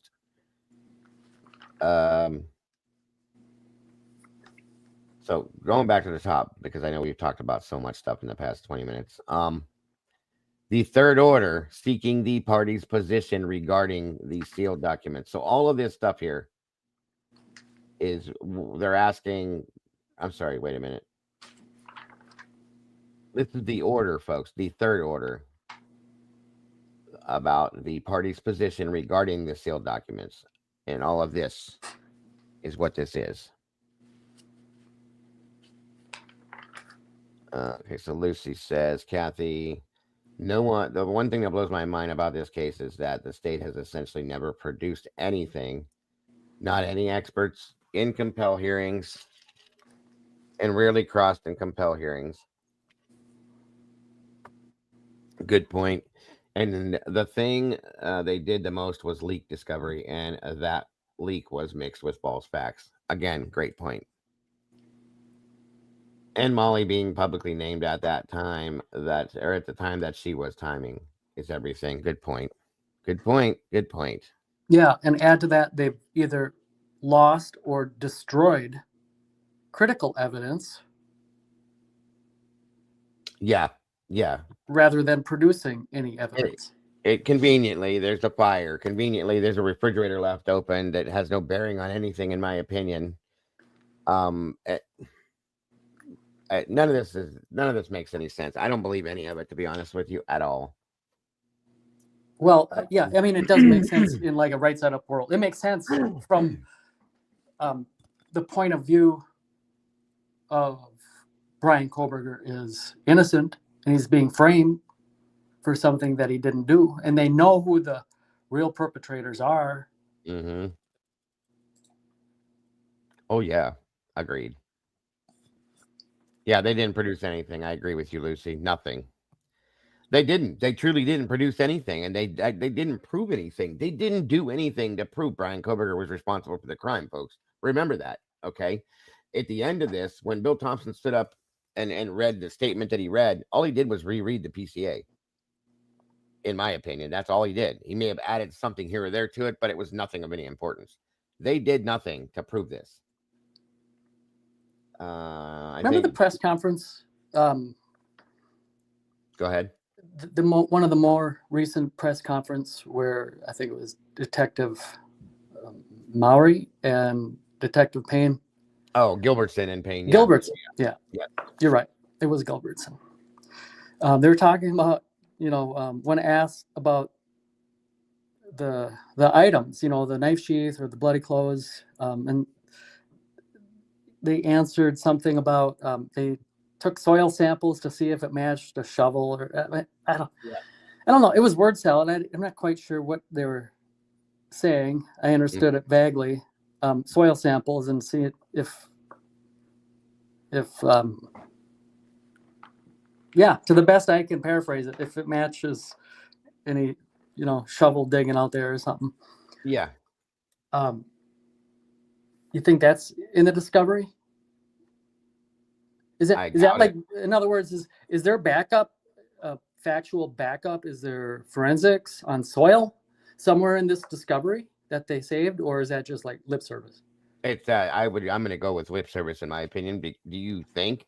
Right. Truly? You know what I mean? Right. They know that it's not there, but they're spending time and energy like digging out in the middle of Johnson? Right. Rural Johnson, Washington or Idaho, who knows, wherever, in the middle of nowhere. And then they're bringing just random soil from the ditch to the forensics lab to be studied. Yeah, right. Yeah. I don't believe any of it. I don't believe it. Because we know that this was not a true to life, a real investigation. This was done, the right way. So no, I don't believe in any of that. Truly, I don't. I think this is the answer that question that was asked. Becky Schreider asked. I think it was. I think Detective Jeff Talbot was the first on scene. Thank you. Okay, there we go.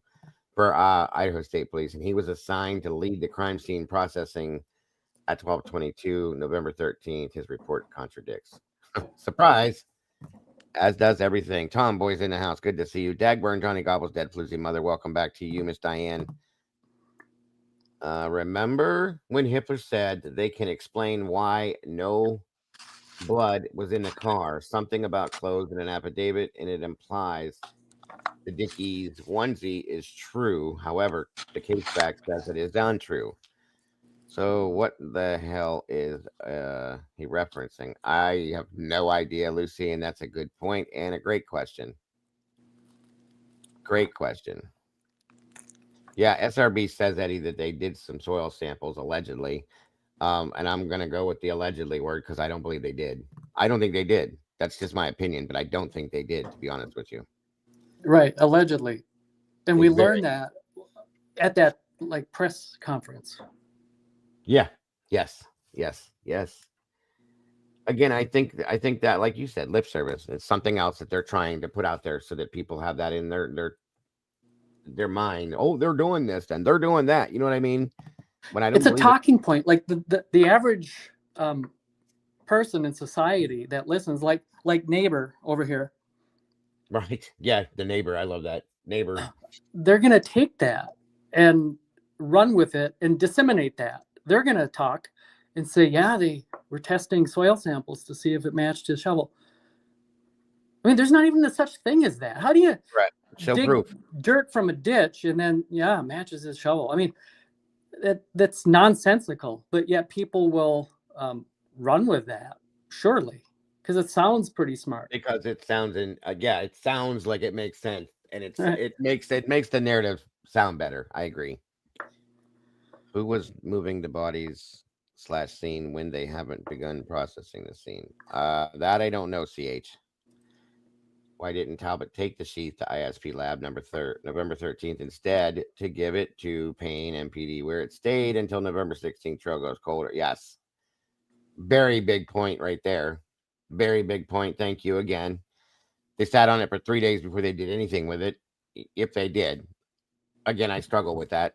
You know that too, Eddie. We were talking about this, I think, the other day, just yesterday, maybe even, how it's amazing how a panel of, quote, experts talking about something is all it takes for misinformation or disinformation to get introduced into the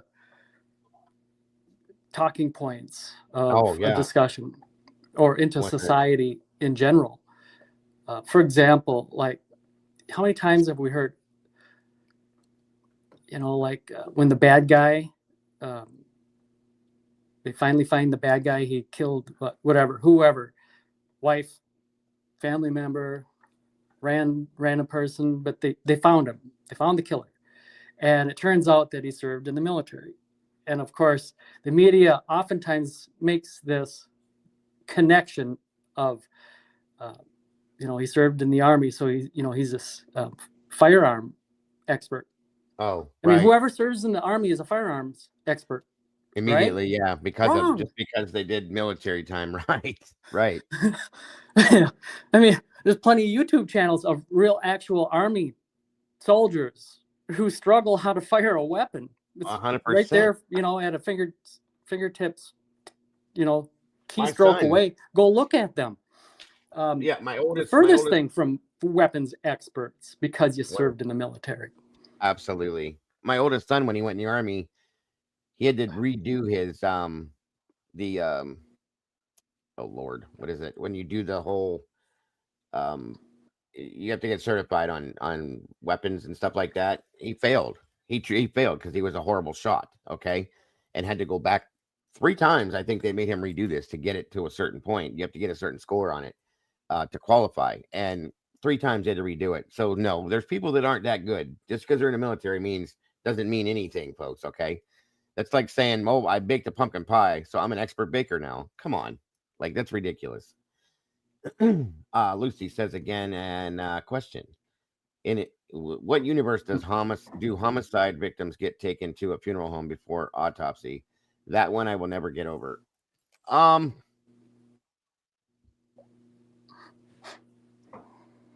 will say I have personally transported victims of homicides myself in an ambulance to a funeral home, and I don't know if the autopsy was done there or if they were picked up from there. The autopsy was performed when they were taken back. But that is a good question, Lucy. Don't get me wrong, hon. I'm not challenging what you're saying at all. I've done it myself, but I don't know what the protocol was for that. Okay. I don't know if I think it depends on the area too, but that is a great question. Very good question. So with what Kathy was saying with that other thing with the Dickies is he's apparently saying a Dickies onesie is kryptonite to DNA, or what does that mean? Kryptonite to DNA, and it will repel any blood, sweat, hair, tears, fingerprints, etc. due to lack of DNA in BK's car. That's what she's saying. That Lucy, with what you were saying, Lucy, what Hitler was saying, which is so stupidly ridiculous. Another one, once again, another one of Hitler's dumb statements that proves the inexperience and stupidity of the man pushing his own narrative. They sampled off the shovel allegedly. It was in a report, right? But it's still a joke. Truly. I say I'm a foul mood. People say stay away from me. Then must be. Oh, I got you. Only in Idaho, yes. Isn't the Dickies outfit rumors from Steve Gonsalves? Yes, just like the kill kit. Okay, it's already been proven that was Dickies outfit was never purchased. Okay, it was a beanie, folks. It was a beanie. It was not a jumpsuit. It was not a Dickies jumpsuit. It's ridiculous. Are you standing on chairs again, being short, tomboy, trying to be taller, tomboy? I know it's your man. I was making a joke. Tom Bear. Not another one. Bomb toy. It was a pine forest or something, yeah. PH, according to ISP Detective Talbot, number 13th narrative, Mabet and a colleague removed the students at 8 p.m. November 13th. Right. That's what I remember. But again, we can only believe half of what's told to us, and then I even question that half too. So where was the funeral home info? Okay, that's between those guys. I literally said the same thing about the sheets last night, right? Chain of custody makes no sense. Not at all. Not even remotely, Kathy. I agree with that. I just have to push back a little bit on surmising that it could be Hitler's stupidity and inexperience. Yeah, well, is it? Because if it's not that, then go ahead. Then it could be something else. It would only have to be more sinister, more Well, darker, right? I can't imagine that this man received the title of judge by being stupid. Inexperience, possibly, but I don't believe either one of those, Eddie. Mm-mm. So then It doesn't explain what we saw in him. no, not even close. So it takes you to the other side of it. Yes. Yes. That I very much agree that it was purposely done. I'll just say that. And I don't care who hears that at this point. At this point, like I've said before, in my opinion, Judge Hitler was brought on to work for the prosecution. Truly, from what we've seen, that's my only outcome, my only thought. I know that sounds dumb, you guys, but truly, that's what makes sense to me. Miss Charlene, welcome. Good to see you today. A police-involved death investigation transports a victim's body to the ME or coroner's office for an autopsy. Before this, the body might be moved to a temporary structure called that's all, or that's AI. Got you. Oh, well, we know how that works sometimes. So yeah. Hoff and Sherlock also proved that Tesdell would have to be in two places that night. Also at the same time, have you discussed that? Had to walk away to work. Not yet, put on my mom, but we're all over the place today with a lot of great statements and comments. According to the severely redacted minutes from the alternate suspect closed hearings, as our case, not BK's case, but our case, then proceeds to discuss the striking of possible jurors. Good point, and thank you.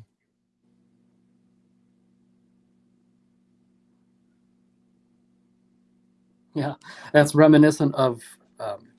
We don't want to disclose who our 911 caller is. Right.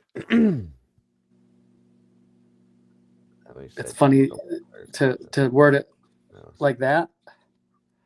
Yes. Interesting, for sure. By the way, that was Chief Fry. Yes. Yes. The body becomes under the control of the medical examiner or coroner, who then handles its release to the family after the investigation is complete. See, the way it worked here, from what I understand,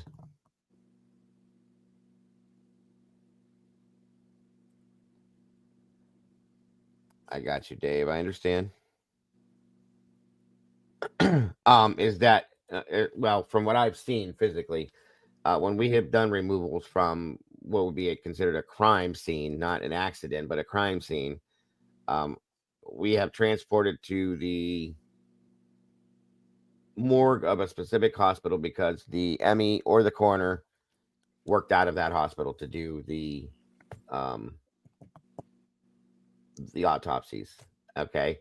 And then, but at times I've stated I've transported, I guess it would be listed. It's based off whether it was a crime scene or whether it was like an accidental or something like that. Depends on how it's reviewed by law enforcement. Welcome, Sarah D. Good to see you, dear. There you go. Highlight Kathy IndyZone's most recent comment. Does anyone feel possibly a Leo was there before Nunez? Some unconfirmed rumors suggesting that. Leo. Absolutely. Yeah. That's the only thing that explains it all. Yeah, we've talked about that, Kathy, before. And honest to God, listen, you guys, I've said this and I've struggled with this before. I'm trying to figure out an answer to it. When you listen to the 911 call, okay, by the way, that's a great statement, and thank you for that. Yes, again, happy birthday to Meg. Yeah, that guy up there who helped us. Mm-hmm. Right? That man yeah. that helped us. He told us to call 911. So when you listen to the 911 call, you can clearly hear what sounds like a police radio in the background. Okay. Now, others said that, well, that's the 911 call. Here's the thing, folks. I know people that work for 911. I've been in the 911 center. Now, maybe it's different. Okay. I've said that before when I said this, that maybe it's different places. But from my understanding, protocol is protocol. I looked it up online after that twice. You're not supposed to have any kind of interference whatsoever. 911 operator has their own cubicle, and the walls are to soundproof. Each person has their own thing so that the calls don't overlap. They don't interrupt each other, all that. There's not to be any other overlapping. 6 times we counted through that call that you hear radio traffic come through when they're talking to the 911 operator. That doesn't work that way. It's not coming from the 911 call. It's coming from something else on the outside of the call. And it's coming from, it would have to be from the scene of where the crime is being called in from, okay, to hear that radio traffic. So I had to stand there and say, they either have a what in my opinion is either like a base monitor or like one of the handheld like police monitors. People have them all the time to hear when the police are coming. And I said, I'm not going to put it past them. This is college kids. They were always having parties and they were always getting noise complaints. So sure, I could see somebody having a monitor listening to, oh, the police are coming. We got to turn the radio down or something like that at the house. But when Nunez arrives, they're standing outside it talking on the phone at 911. There's no police monitor plugged in outside. So again, was there somebody there that worked for LEO and it was picking up the radio traffic in the background? Because that's sure as hell what it sounds like to me. I'm curious. And if that's the case, what the hell's going on and why? You know what I'm saying? Like, how did that person get there? And that is that man that's told us to call 911 who helped us. What does that mean?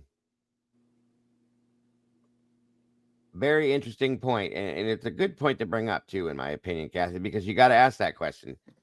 Did they call somebody that they know? You know, because a lot of places have, you know, they'll hand up cards to like college students or high school students and say, hey, if you ever need anything, give me a call. They make friends with these kids in some senses, or they've interacted with them in some form or notion, and they have a card and they're like, what do we do? What do we do? Well, remember that police officer, call him and see what he says. He could have been around the area already that time during that day. You know, they called him and he said, you guys need to call 911. He shows up there, or he was there patrolling or something. Who knows? But it's very odd. Welcome, Detective Mowry. I just have to wonder. And like Kathy just said, where did it go? I just saw it.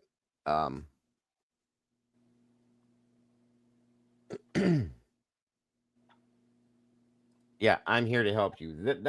Thank you. You got to wonder what Dylan states when she makes that statement too. Was somebody talking to her? Was somebody standing there saying, you know, you're okay, don't worry, I'm here to help you? Is that a statement that was made to her that she flip-flopped, or they flip-flopped for her? It makes no sense any other way. So yes, Kathy, very huge and very good point.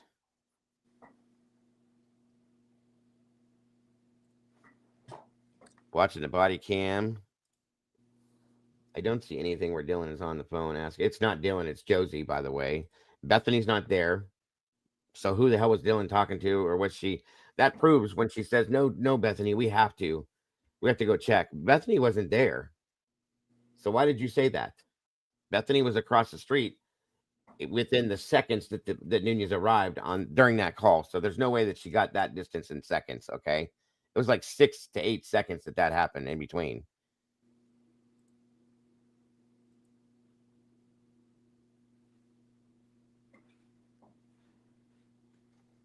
Yes.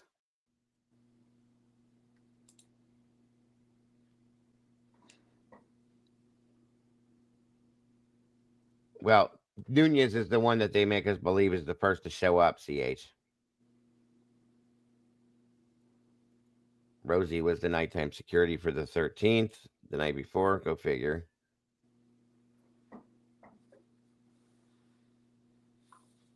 I'm here to help you, but not in a nice way. Yeah. Right, Meg. We don't even know if anything was ever said. Dylan is the only person claiming that she heard it. And boy, does she have some credibility issues. You ain't lying about that one, Mowry. So, anyway, let me get through this here real fast, you guys. The order unsealing, this is the order, not a motion, and redacting and or maintaining the sealed status of the second document set. So, this is the order to unseal and the redacted stuff, okay? Again, we have the parties proposed stipulated jury instruction. I don't need to give you guys the dates, but we can pull up if we need to find the date on it.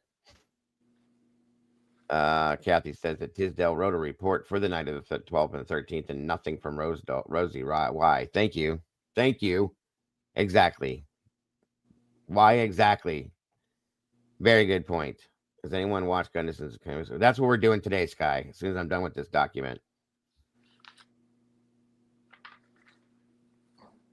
Oh yeah, you can see the photographs in the video where there were what looked like underwear in the street. So yeah. So we had the parties proposed stipulated jury instruction, the state's proposed supplemental jury instruction, the objection to the court's request for the defense to submit a redacted copy of the ex parte filing to the state. These things are all things that are being unsealed, and they're redacted, but they're unsealed. Supposedly, the order for that. This stuff will be coming to us. I'm going to guess within the next week.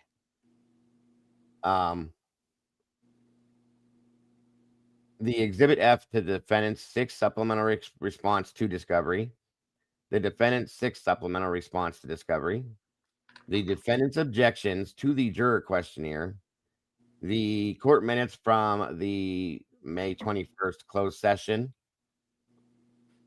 the second notice of filing defendant's proposed jury instructions, and this stuff is from May, folks, from May. And it's interesting because that's part of what has been erased from the from this that Kathy was talking about earlier but this is what's left. The notice of the state's amended exhibit list and motion to seal.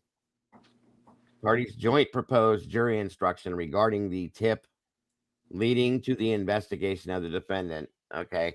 And I promise you that the redactions in that is probably going to be nothing but full pages of blacked out stuff.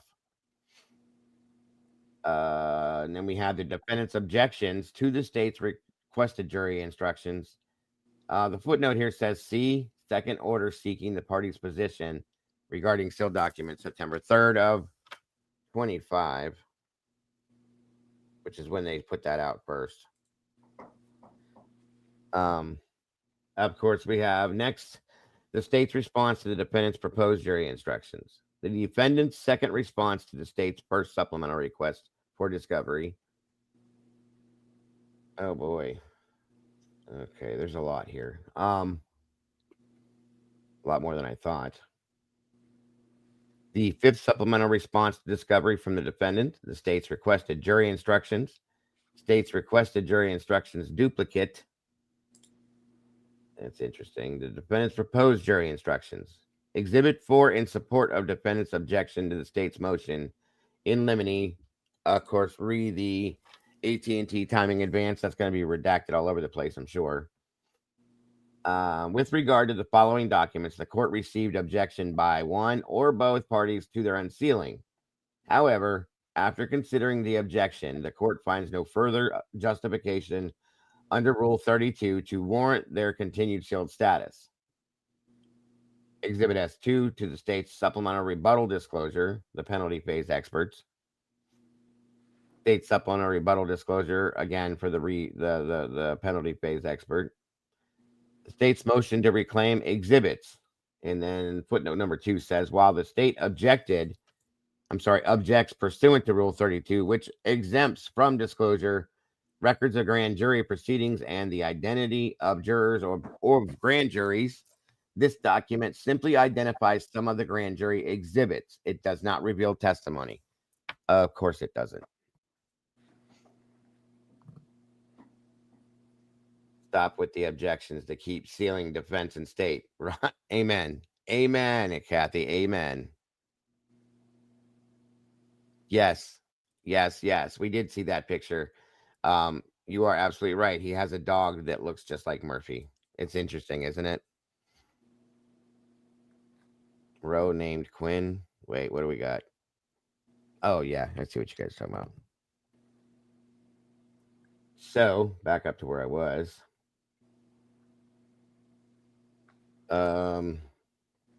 The court minutes, those are sealed.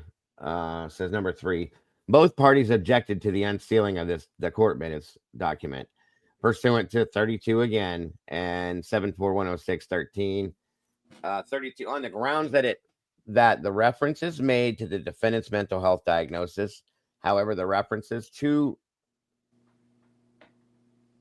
defendant's mental health are scant, and more importantly, his diagnosis, i.e., the autism spectrum disorder, obsessive compulsive disorder, attention deficit disorder, have already been made public as a result of the defendant raising them as a defense in this case.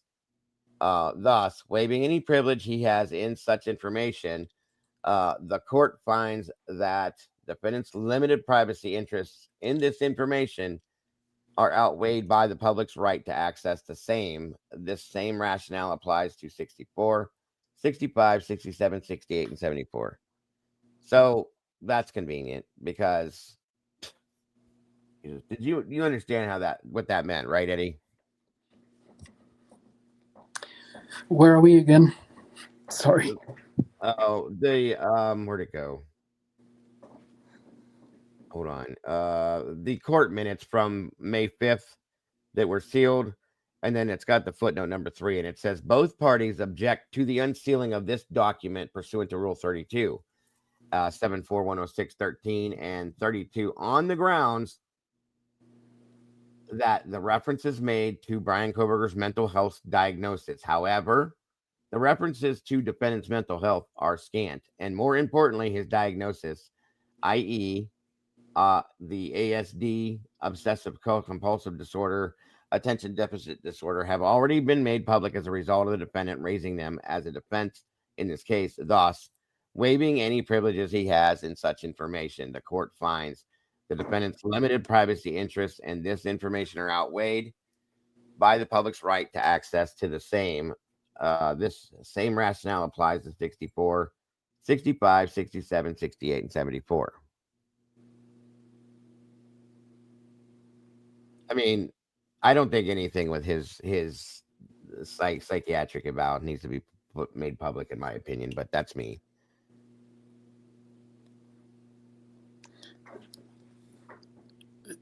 I feel like a double standard has been exactly met.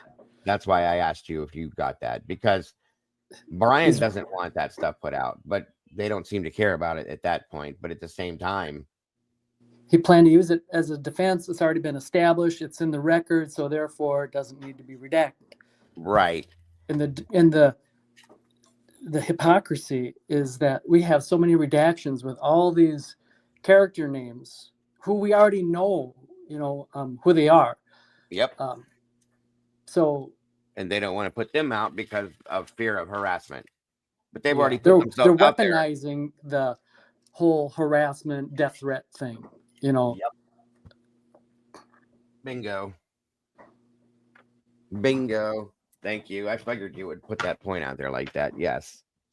It's ridiculous. Yes. You can't, double standard 100%.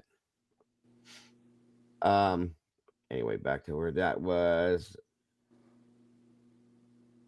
The reply in support of the state's motion for examination of the defendant pursuant to rule number 18207 and for extension of time. Defendant's objection to the state's motion for examination of defendant and for extension of time. Gage declaration in support of motion for examination and state's motion for examination of defendant pursuant to rule 18207 for an extension of time. State's exhibit list from April 21st. State's witness list from April 21st. Defendant's second response to Exhibit S1, the state's first supplemental request for discovery. Exhibit E to the defendant's fifth supplemental response to discovery. State's trial brief. Defendant's trial brief. The first supplemental request for discovery regarding the transfer of test materials. S1 to the state's first request for discovery disclosure. And then this says documents to maintain sealed status. With regard to the following documents, the court received objection by one or both parties to their unsealing. Having considered the objections, the court agrees that their sealed status shall be maintained pursuant to Rule 32 again, which is number 48, Exhibit 1, S1 to the state's request, supplemental rebuttal disclosure regarding the penalty phase experts. This document contains sensitive and detailed confidential mental health information of the defendant and other individuals that has not been publicly disclosed. Wait a minute. Back up. It contains sensitive and detailed confidential mental health information of Brian and other individuals. So they have mental health information of other people involved. That's how I read that. Is that what you're taking from that, Eddie? Could very well be. It's interesting the way it's written. I mean, it's how it sounds. You know what I mean? So I'm curious to know who else's mental health details and information they have. It says the release of this information into the public realm would be highly objectionable to a reasonable person, which outweighs the public's right to access. Thus, they shall remain sealed pursuant to Rule 32. Agreed. Any information that would have been made public had a trial occurred should be public. That's exactly what I've been saying, Lucy. The people that they're trying to protect and keep their names out of it, okay? The witness names and stuff like that, that were going to be on the stand. We were going to know who it was anyway. Yeah, like Meg said, don't be sorry. It's a fact. So how can you do that? You were going to get on the stand and give testimony, but now they're going to keep you private. So what were they going to do? Mute it when they give their testimony? Come on.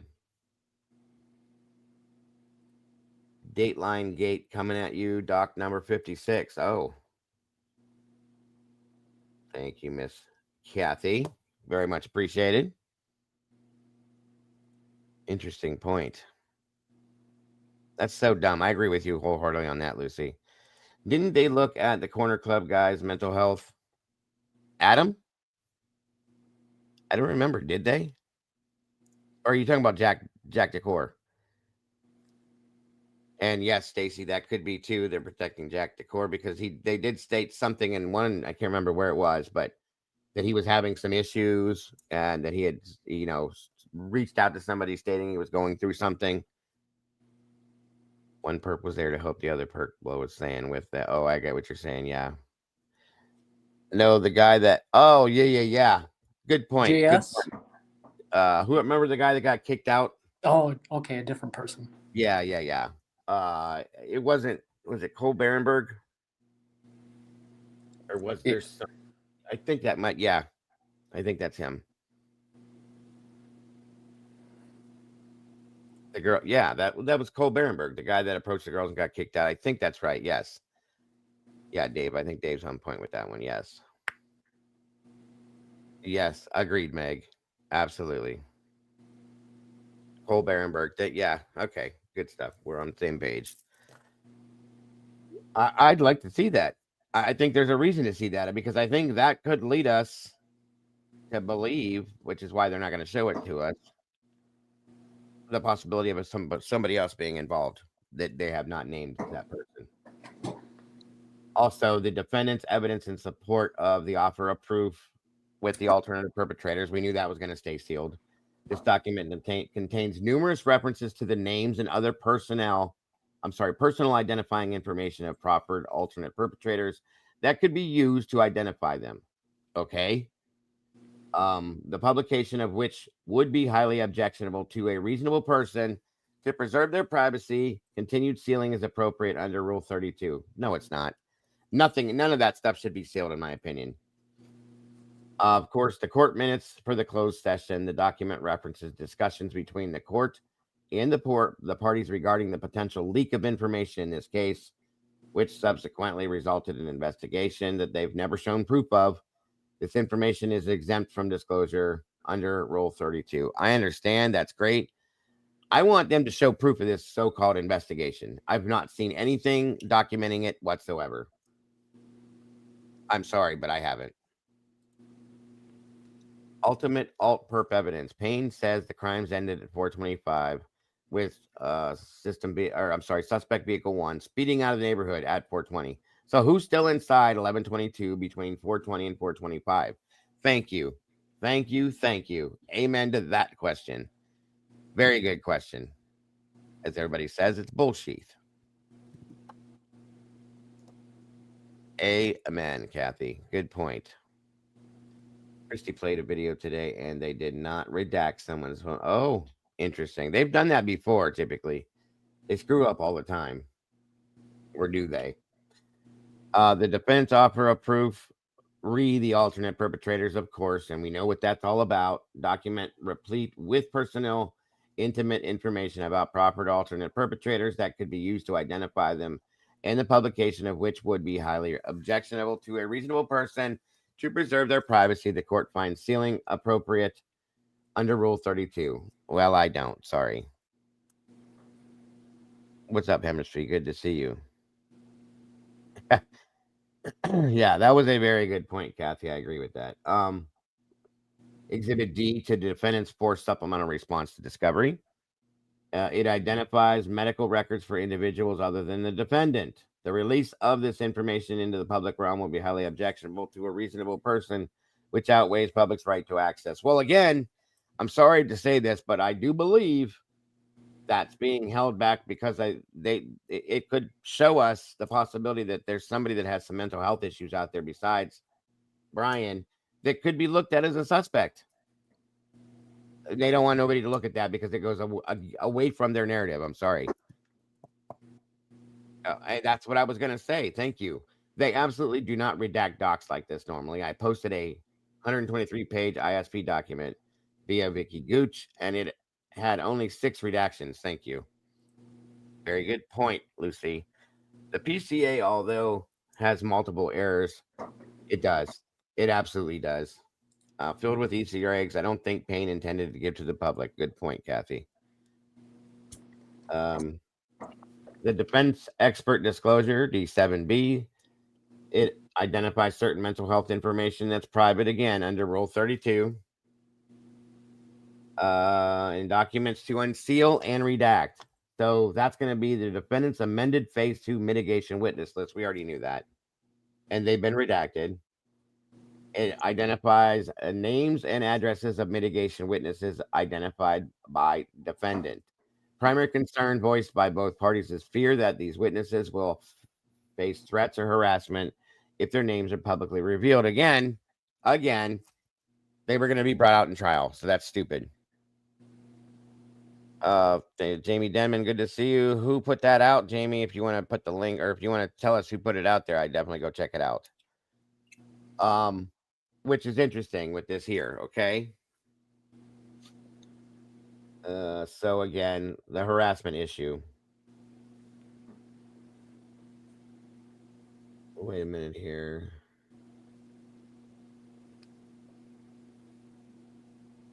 And even though it says that, though, however, the majority of these witnesses whose names have been publicly identified have reported no threats or harassment as a result, and the few that have are largely individuals who have prominent role in the case. There have been no reported episodes of threats or harassment that have placed a witness's life or safety in danger. Consequently, the court does not find that being identified on defendant's witness list will lead to threats or harassment of such. Again, double standard, Eddie, in my opinion. You know what I mean with that? Because there's other names that I'm sure haven't been threatened or harassed either, but those ones they're going to keep under seal. It's a double standard. It's a double standard. It truly is, in my opinion.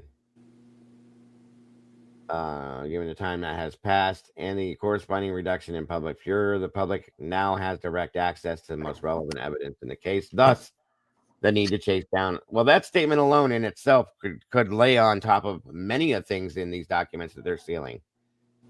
The public now has direct access to the most relevant evidence in the case. Thus, the need to chase down all potential leads is alleviated. And it says, in addition, there is little chance the reputational harm will arise by the fact that the individuals were named as mitigation witness, given that the vast majority of the individuals did not agree to voluntarily appear and sought to distance themselves from any association with the defendant. Whatever. Yeah, if you have the name of the channel, Jamie, I would love to go check that out. Crazy. Oh, next up. is the defendant's phase 2 mitigation witness list. We know that's unsealed as well. The Hurwitz declaration in support of the motion for examination. That makes no sense. So exhibits 3 and 4 to this document are reports issued by defendant's mental health experts containing confidential mental health information of the defendant and other individuals that has not been publicly disclosed. The release of this information in the public realm would be highly objectionable to a reasonable person, of course, pursuant to Rule 32. It's ridiculous. Jesus. And then a doctor's state's request for additional restitution. Yeah, we've seen that already.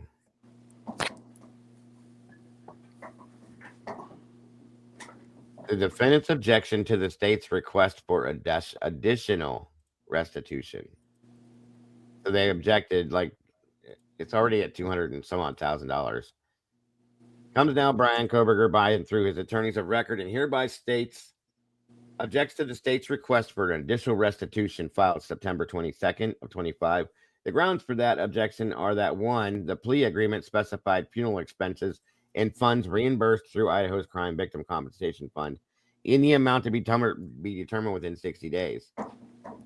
From July 23rd, Mr. Koberger stipulated to those amounts, resulting in court orders in the amount of $28,956.88. The additional funds sought do not qualify as an economic loss under Idaho Code 195304 because Steve and Christy Goncalves and Karen Laramie received extensive funds through multiple GoFundMe campaigns that specifically asked for and covered the expenses sought. And third, Mr. Koberger has no ability now or in the future to pay restitution because he's serving 4 consecutive life sentences plus 10 years. Thank you. Very good point. That's ridiculous. They were going after more. How do you think he'll rule on that? On that? He'll push it through. Yeah, of course. I absolutely know that he'll push it through.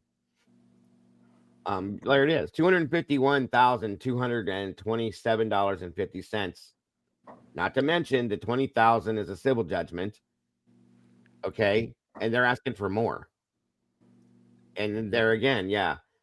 They were seeking an additional $20,409 for the Goncalves and $6,920 for the Laramies.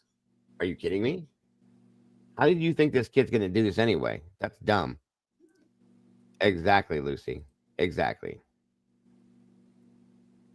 Yes, it added $50K. That's crazy. Absolutely crazy. State is supposed to be filing a restitution hearing per the fraud. Yes. If that happened, he might be president. That would be interesting. Good point. Thank you, Kathy. Very much so. Yeah, see, that's ridiculous. Enough is enough. So the argument on the plea was that the plea agreement is unambiguous about the restitution categories. Mr. Koberger agreed to pay, and once receipts and verification were provided, he stipulated accordingly this court must consider contractual terms that are expressly provided in the plea agreement, as well as those contractual terms that are implied. Given the express language in the plea agreement, the only additional receipts submitted in that may fall within contractual terms are those for the earns. The state has an obligation to stand by the terms of the plea agreement that Mr. Koberger relied upon. And that's the case law for it. Defines an economic loss as includes but is not limited to the value of property taken, destroyed, broken, and or harmed, lost wages, and direct out-of-pocket loss or expense, such as medical expense resulting from the criminal conduct, but does not include less tangible damage, such as pain and suffering, wrongful death, or emotional distress, emphasis added. It says that several GoFundMe campaigns resulted in funds raised for the Goncalves and Laramie families. Specifically, one GoFundMe campaign for Madison and Kaylee raised $73,000 and $73,493. These funds were promoted as going to both families. and there's a link there for it was a Madison for $48,815 to help Maddie's family attend the trial. Yes, I remember that, as well as the Goncalves one, and also clarified that the funds were in fact used to travel to Boise for hearings, including the sentencing, which they never had to go. The trial never happened, so all of that stuff was already put out. A third GoFundMe for Steve and Christy raised $85,583 for the purpose of attending the court hearings that never happened. So we got, where did it go? 73,493 and 85,583. Those two combined. Do the math, folks. That's a lot of money. Hence the argument, and I understand that.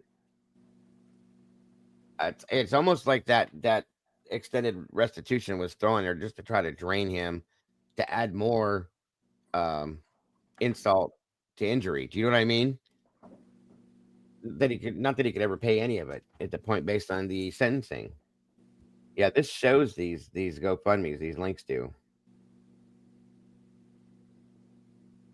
Unbelievable, you guys. I'm not going to go through all the rest of this because it doesn't have any bearing on anything. The point is they argued it. And for all the reasons above, Mr. Koberger objects to the request for additional funds. He waives his own attendance at a hearing on this matter and requests that he not be transported because the defense counsel will be present. So he's not going to be at that hearing.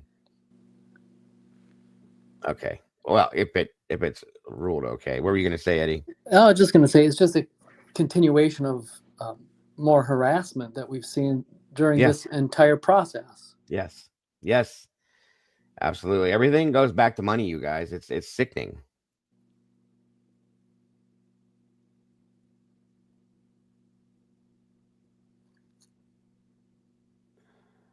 Wow, that's nuts. Any thoughts on any of that, Eddie? I know I've done a condensed version of it, guys. I'm just trying to save some time, but again, I don't know how they expect any restitution to be paid. 4 life sentences plus 10 years. It's never going to happen. Yeah. Lucy said, damn straight, Eddie. It is crazy. What's up, False Star? Good to see you today. Crazy stuff. Crazy stuff. Once again, we shall see. And these documents, I'm going to guess, are going to start flowing probably the beginning of next week. Since it's today's, unless they start this afternoon, maybe.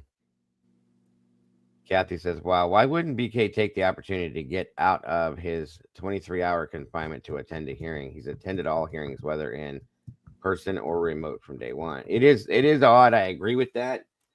But maybe there's a reason why he doesn't want to come out. Maybe he's got, I don't know. I hate to say that he's got a fear of being out in public, but I doubt that. I don't know. That's a good point, Kathy. You'd think he'd take an opportunity just to step out of being in confinement. I agree with that. Or there you go. Yeah, that could be because he's got to pay for transport. Who knows? You know that he has to pay you guys to be in prison. No lie. Anybody that goes to prison has to pay to be there in some form or another. No, I know what you mean, Lucy. I agree with you.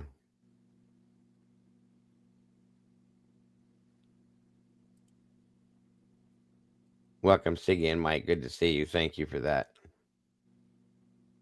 That's what I was wondering, if maybe, because he worries there might be a target on him, that it could be a possibility. I don't know. That's the only thing. I mean, you got to try to make something make sense, That's all I'm saying.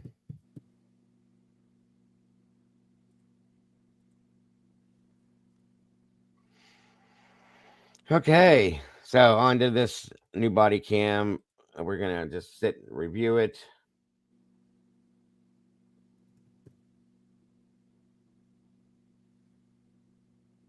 Let me see. Where is the link to the body cam? Hold on a minute. Give me one quick second, you guys.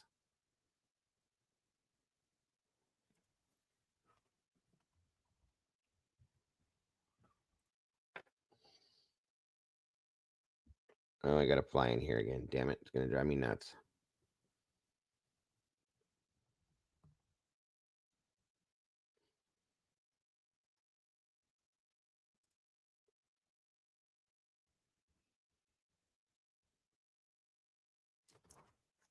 Oh Lord, where is it? I could have swore I had this in the Discord. Give me 1 minute, you guys.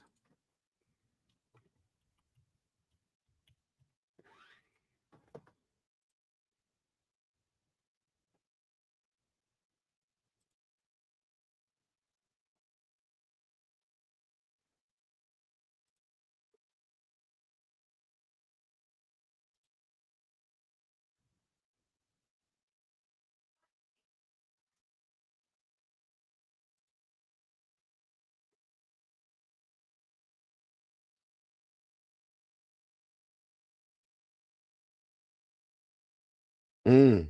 Well, okay. Interesting. I didn't know that. Thank you, Kathy.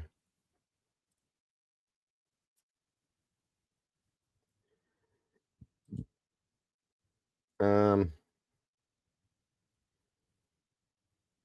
1 second. Where the hell did it go?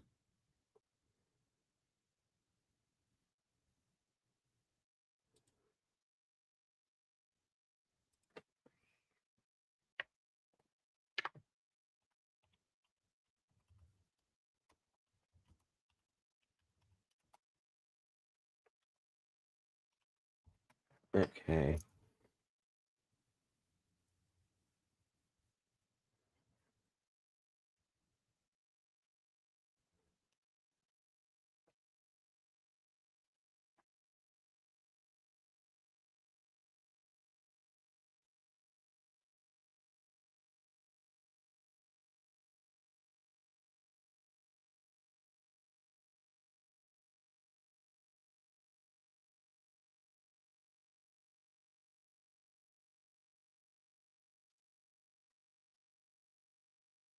Uh, 1 second, everybody. I'm sorry it's taking me so long to pull this up.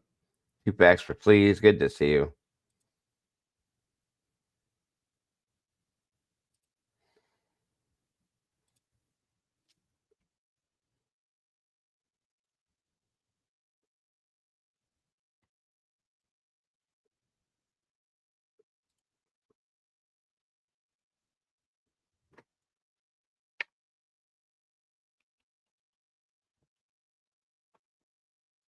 1 minute.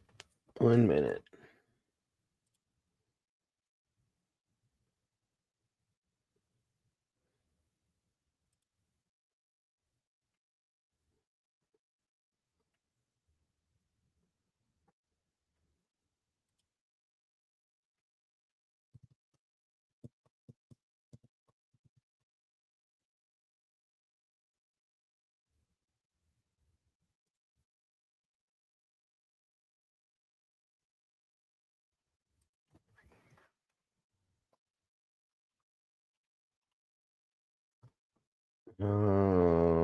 Okay.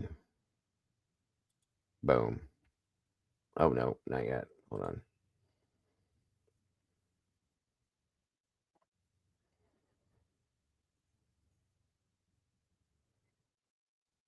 Where the heck is it?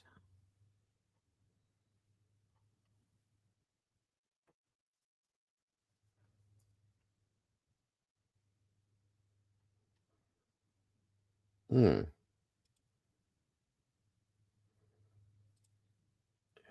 That link didn't work. I know I have it here. Sorry, guys. Bear with me. Give me 1 minute.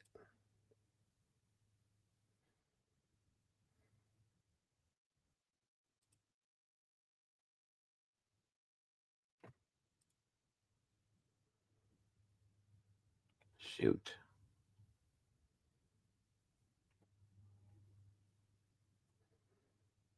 I guess that's the one I'm going to have to use.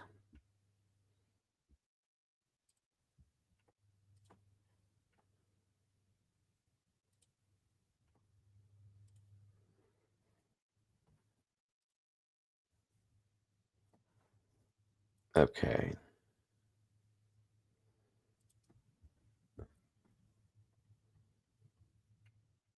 Wait a second. You still here, Eddie?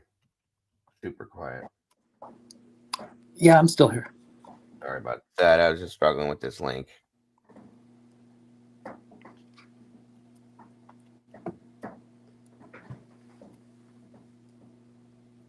Okay.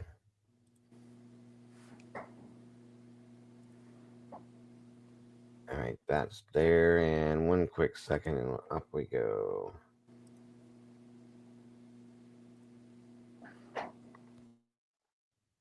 Okay. The way it read in that document, that's what it reads like. Kathy, sadly, I would like to see him out in public again. What's the matter, Lucy?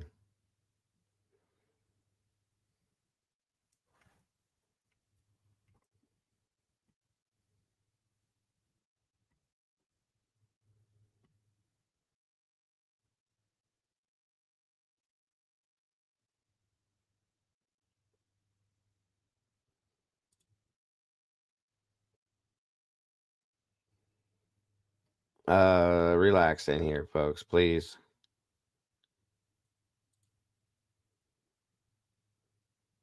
No need for any nothing like that, guys. Relax. Thank you, though. On we go.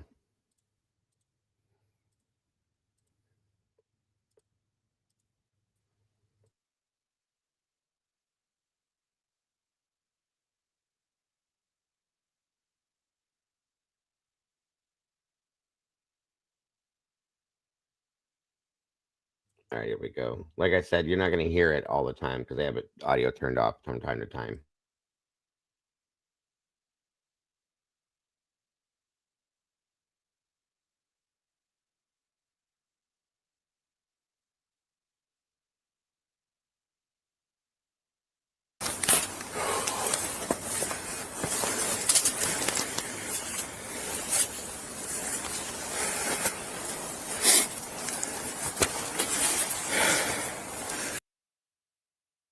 So this is November 13th at 2:25 p.m.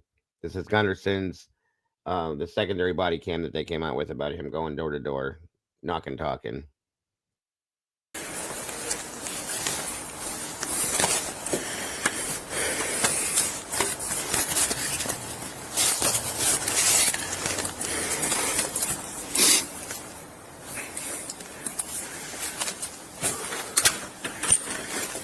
Hi there. Hello. I'm Sergeant Gunderson with the Moscow Police Department.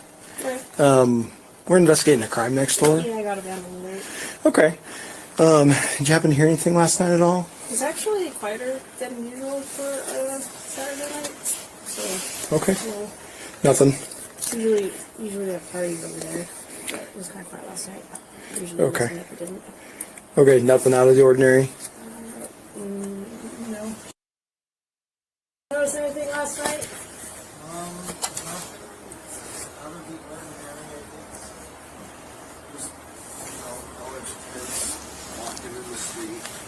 What times about did that all happen? I left for work around You stay. 10.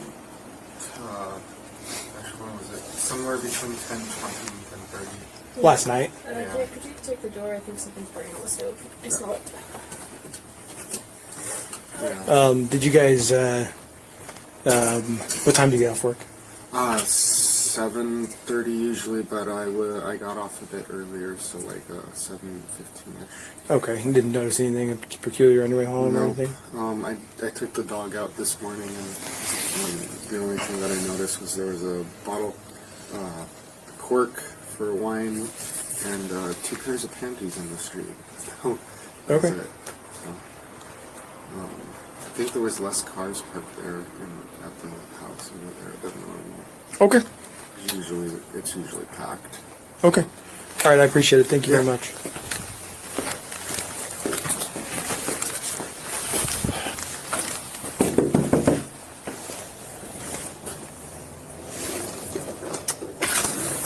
Yes, sir. Can I chat with you for a second? Yeah.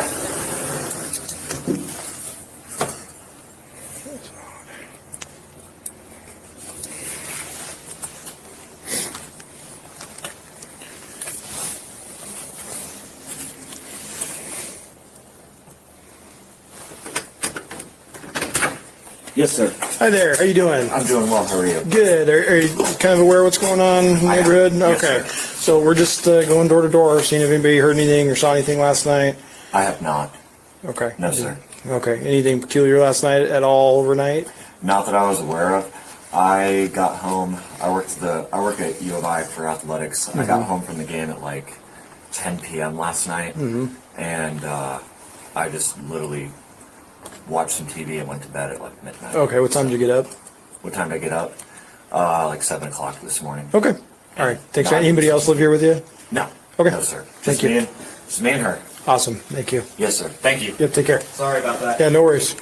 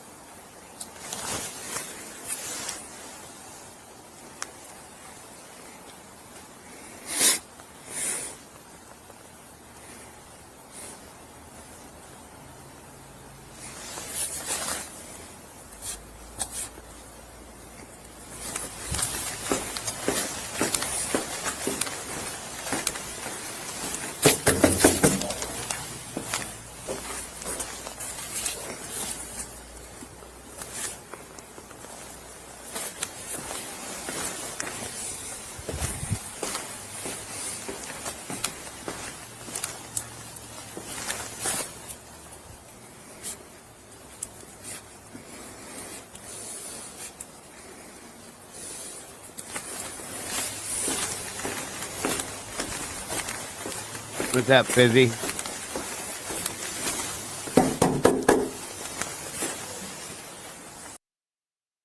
You know what, you guys, hang on a minute.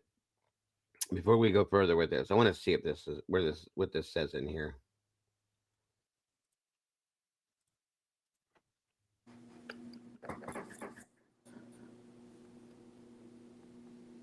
Hold on 1 minute. A lot of people not answering their door. Yeah, I know. I think that's definitely done on purpose.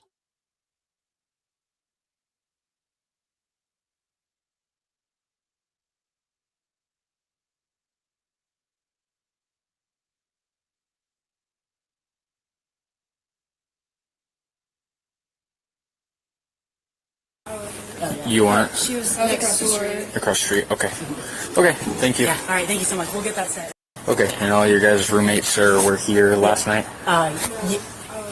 You want She was next door. across the street? Okay. Okay, thank you. Yeah, all right, thank you so much. We'll get that set.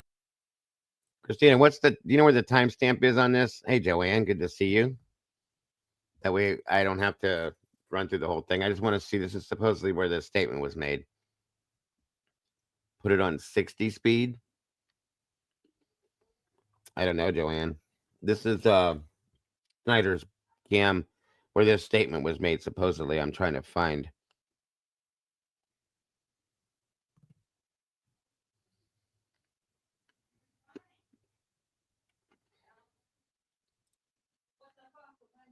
Let me see.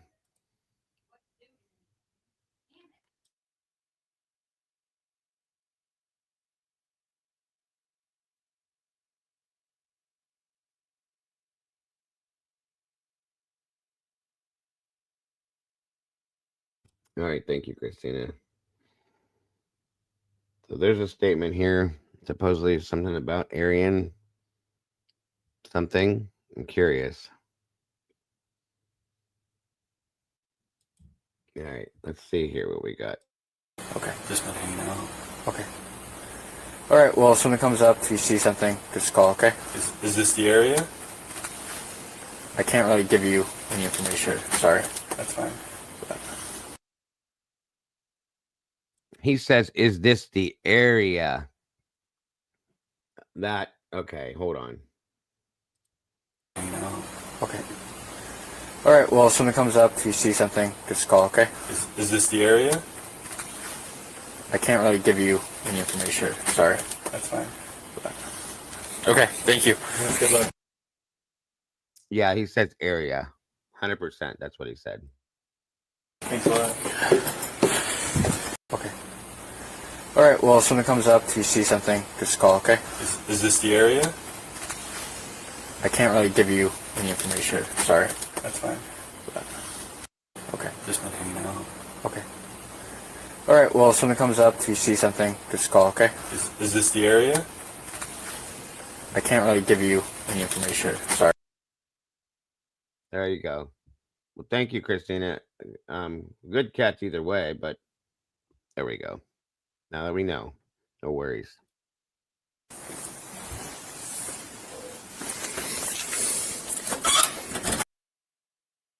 I think it was because he was asking about if he heard what was going on in that specific area. That's all. Hello. Hi there. How you doing? Good. What's your name? Nice to meet you. I'm Sergeant Gunderson from the police department. Well, we're just conducting an investigation in the area, and was curious if you heard anything overnight that was peculiar or out of the ordinary or anything like that. I know I was up till about 2 a.m. I'm sorry? I know I was up till about 2 a.m., but I don't recall hearing anything. I guess I did have my headphones and I was listening to music pretty late. Okay. Yeah. Yeah, no worries. Thanks, Yep. man. Appreciate it. Yep, Take you're care. welcome. Thank you, sir. Yeah, have a good rest of your night. You too.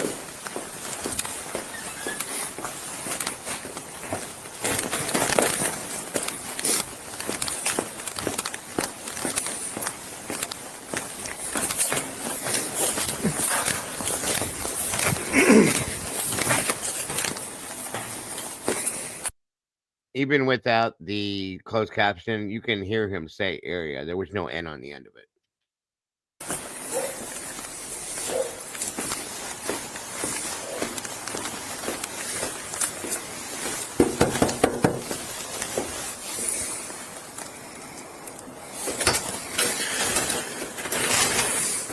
Hi there. How you doing? Good. How are you? Good.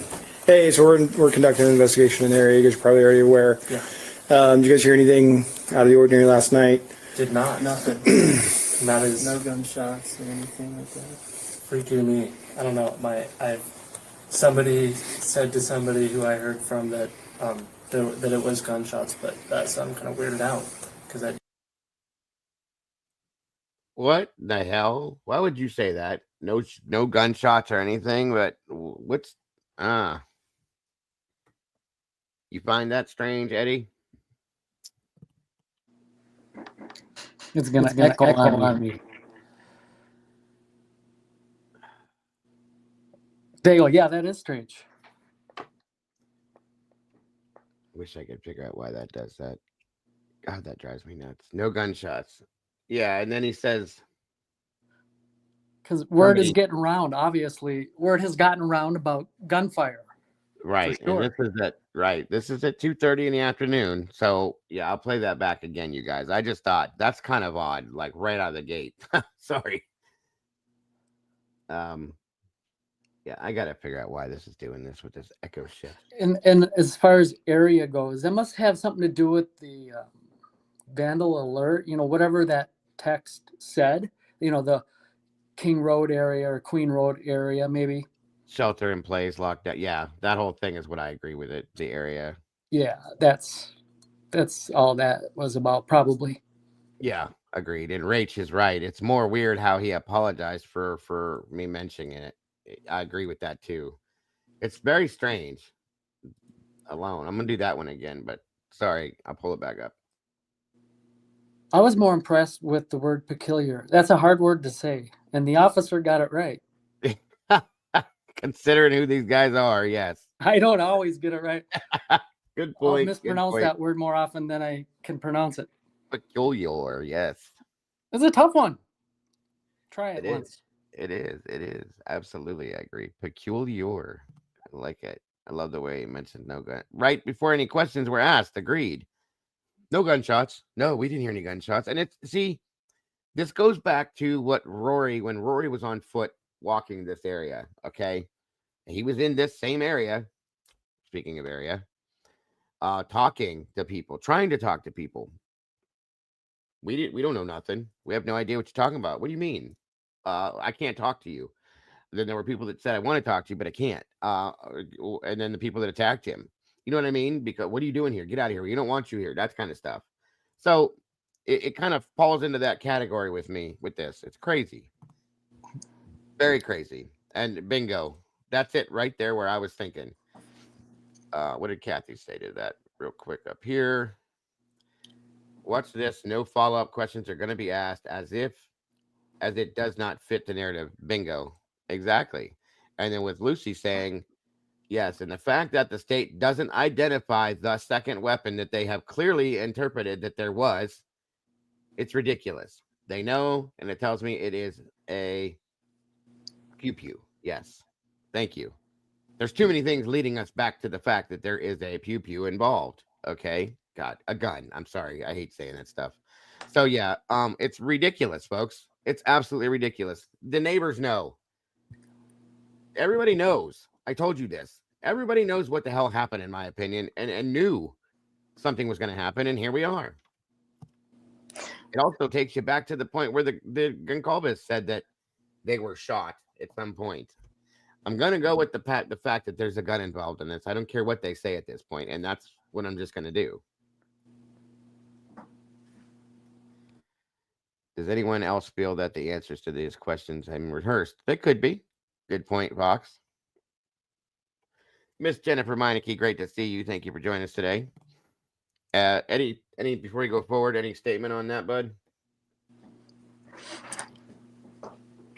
No, so I guess I'm just trying to get in the mindset of the officer. They just want to know what other people may have seen or heard. That's it. Well, I think they're trying to gather. They want to know what this damage control. Yeah, what the public knows. Yep. Like I said, I think it goes back to damage control. We got to make sure they know that they're not looking for like the perpetrator seeking refuge in someone's apartment. Yep. And then when the door doesn't get answered, I mean, are those people in those apartments who are not answering the doors, are those people dead too? I mean, how would they know? They don't know. Considering what happened that night as a police officer, you would wonder, like, how do we know this? You know, how close is this to the house? That stuff like that. But then that's why the follow-up should happen. There needs to be follow-up with this. Well, this apartments number 320, 325, and 344, they didn't answer. We should go back and try to talk to them again. They don't do that. Okay. They just want to know if anyone's seen Gun Right Guy. That's it. I'm gathering, yeah. I think I'm telling you, this is damage control. Well, this person said they heard this. This person said they heard that. We got to clarify that that's not what happened. How many people think that they heard gunshots that night? 15 or 20. Well, then we have a problem here. We have to clarify and clear this. Then we have to fix the narrative and put a narrative in place to cover this. In my opinion, I'm telling you, that's what it sounds like. So, yeah. It might be why they quickly took the house down. They can't find any bullets in the house, in my opinion. No, I get it, Kathy, and that's a good point. That's been stated before, actually. So very good point.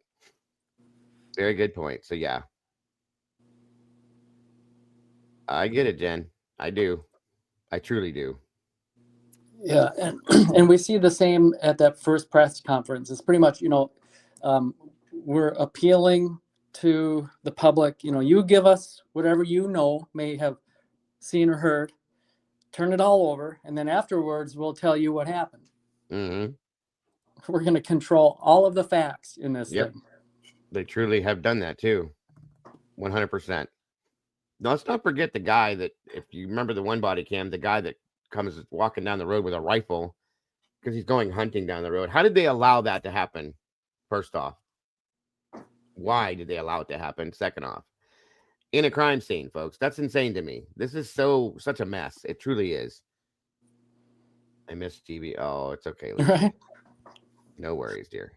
You didn't miss Yeah, much. you're referring to that. There's a car driving down from the Queen Road apartments, and they allow him out. And he said he's going hunting?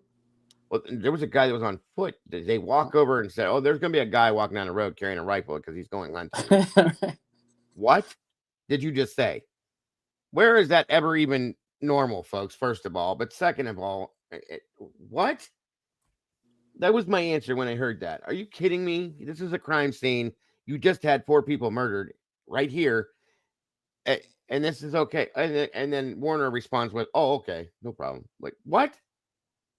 I'm blown away with some of the shit that we've seen, you guys. I truly am. It blows my mind. Jesus. Anyway, on we go.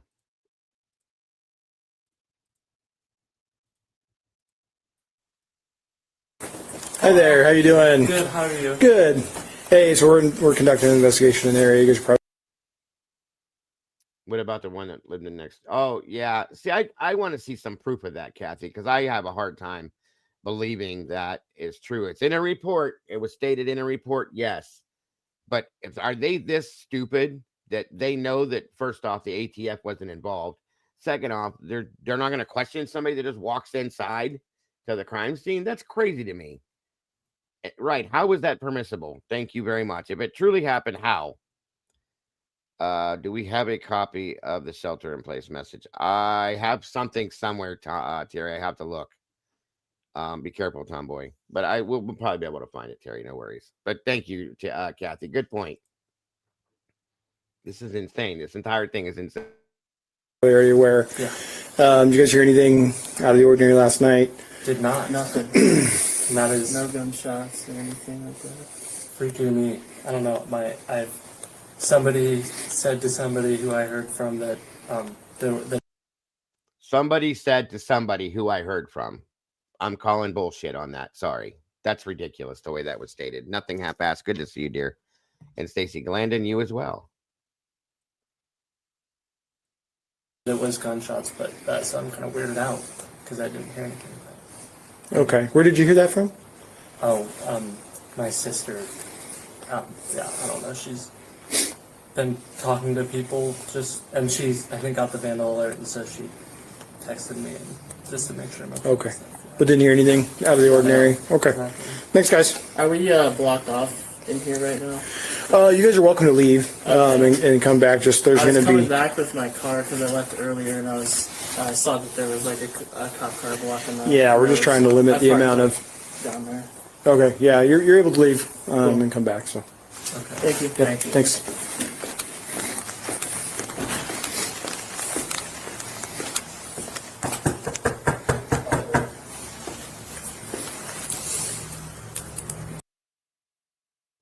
So Senior Wazowski says, and I remind you guys because of the statements he makes, why.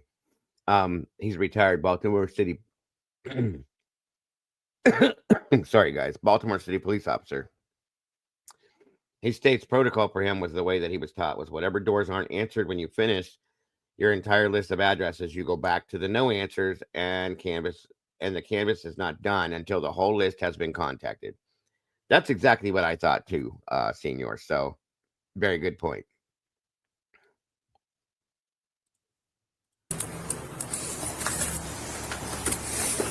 Hi there. Hey, how's it going? Good. Hey, Sergeant Gunderson with the police department. What's your name? Good point, done one. Again, no follow-up questions, no nothing. Why didn't he ask who's your sister and where does she live? So on and so forth. Great point. Okay. Nice to meet you. You probably got the vandal alert. Yeah. You probably understand what we're doing. You hear anything odd last night, early this morning? No, I was actually curious as to what was going on today because I wasn't sure. So I wasn't here all night, so I personally didn't hear anything that was going on. So. Okay. What time did you go to bed? Probably around, I'd say 1. Okay. What time did you wake up? I think it was probably around like 8 this morning. Okay. Yeah. So. All right, man. Appreciate it. Thank you. Of course.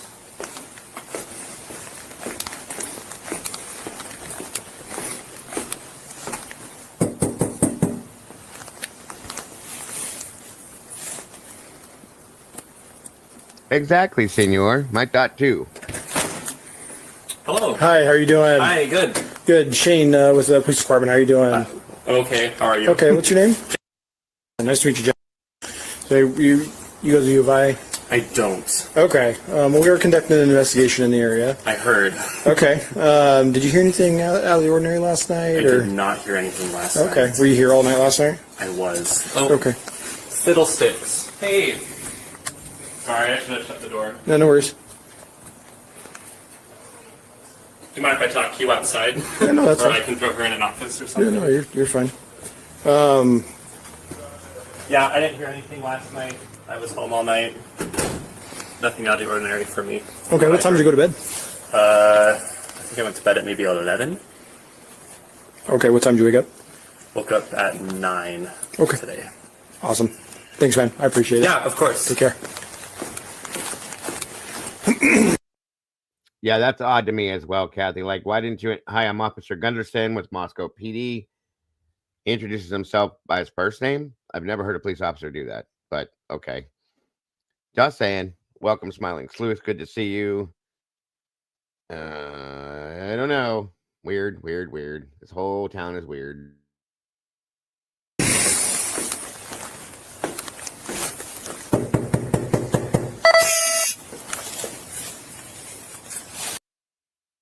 And first up, why is Gunderson doing this and not one of the younger ranking officers? I think that's a little strange to me too, but that's just me.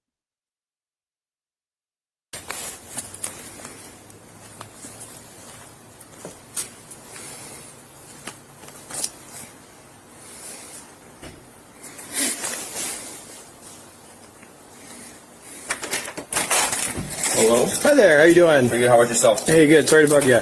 What's up? Do you go to U of I? No. Okay. Well, we're conducting an investigation in the area. Okay. I was just curious if you heard anything overnight or No. anything like that. No. Were you here all night last night? No. I worked late. Got here late. Went to bed. Okay. What time did you get off work? Like last night, got off work around 12. Stayed there till maybe like 1. Okay. Got home around 1:32. Okay. You went to bed after that, or? Okay. What time did you wake up? A couple hours ago. What's that? A couple hours ago. Okay. All right. Is that Enon? No. Enon lives in the... Oh, wait. I thought he lived in a corner, I thought. Maybe I'm wrong. I thought he lived in the corner apartment, but okay. Is that your sister? What does she do? It does sound like him.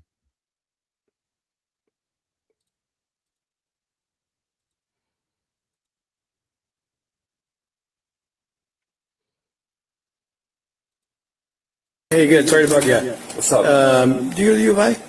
No. Okay. Well, we're conducting an investigation in the area. Okay.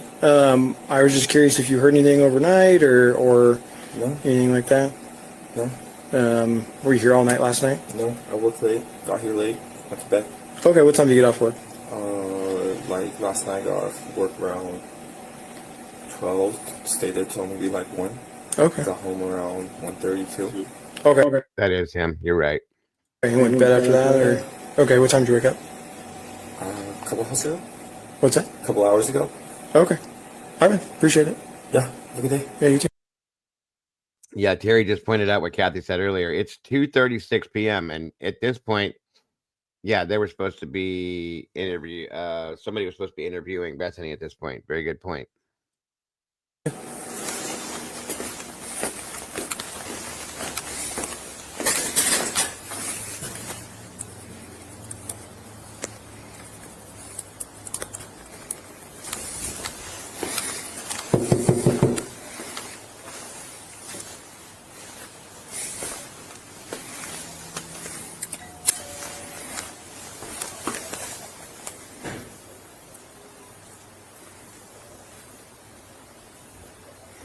It was Fiddlesticks, Lucy, not Twiz.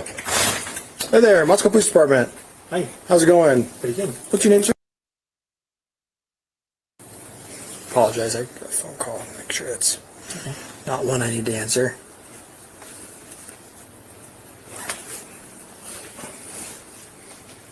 Just a second, I apologize. I'll knock on your door here in just a second. Hey, what's up? We're doing okay at the moment. We're doing some canvassing right now, so. Okay.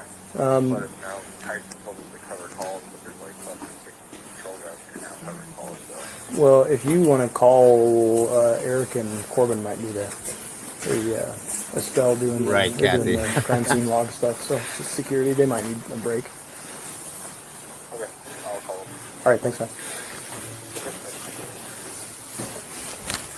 Hey guys, which apartment do you guys live in? Right here.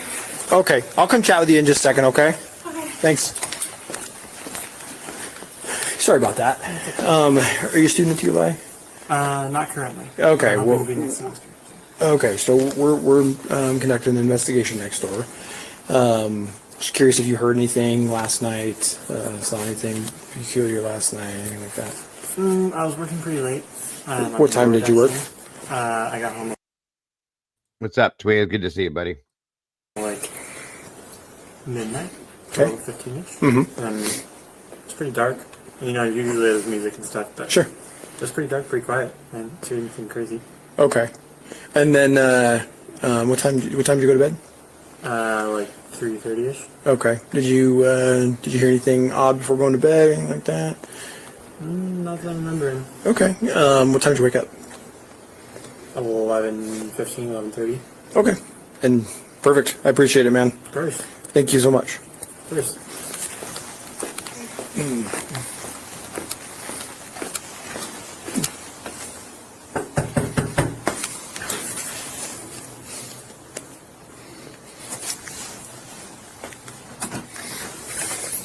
Hi there.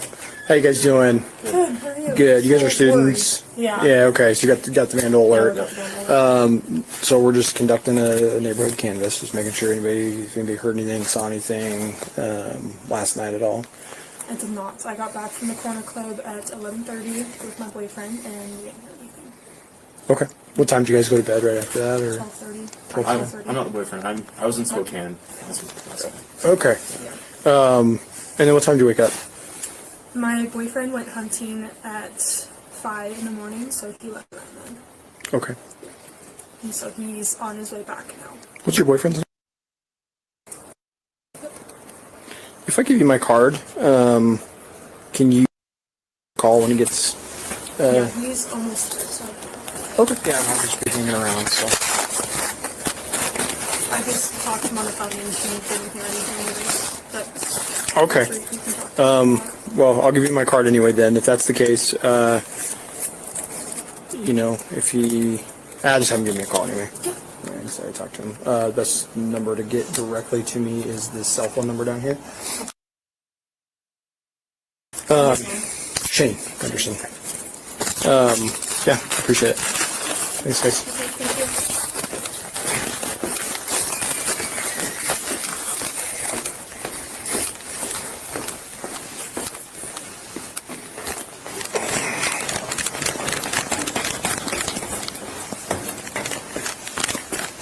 Hi there. So we're conducting an investigation next door. Yeah. Did you guys hear anything last night? No. Okay. Can you tell us what happened? We're still trying to kind of piece everything together, so I don't have a lot of information, and I couldn't tell you if I did have enough. So, you guys didn't hear anything last night at all. Do you guys have do you guys have a neighbor here? We don't know them. Okay. Or actually, I think someone does live there, but we don't know them. Okay. We've never spoken to them. What time did you guys get home last night? We were home the entire day. Okay. Oh, last night? So that's true. At about 9 o'clock, we went out for snacks and we came back at about 10 o'clock. Okay. You guys go to bed after that? Yes. What time did you wake up? 8:30. We were home the entire day. Okay. Oh, think someone does live there, but we don't know them. Okay. We've never spoken to them. What time did you guys get home last night? We were home the entire day. Okay. Oh, last night? So that's true. At about 9 o'clock. So it almost sounds like that right there, like something changed immediately when that was stated. That's a little weird, but just saying. We went out for snacks and we came back at about 10 o'clock. Okay. You guys go to bed after that? Yes. What time did you wake up? 8:30. Okay. 39. Okay. All right. Appreciate it, guys. That's all I got for you. So thank you.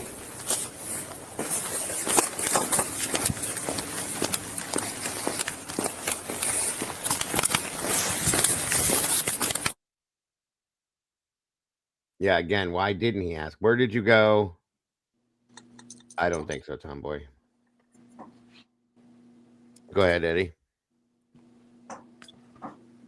So, what did you say recently? The most recently, like something changed. I didn't catch what your meaning was. Here, I'll show you. Hold on. Hold on.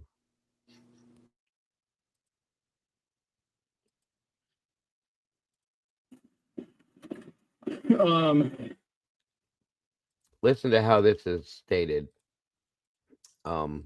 Like he starts to say one thing and then she says something. He goes, "Oh yeah." 1 minute, I'll show you.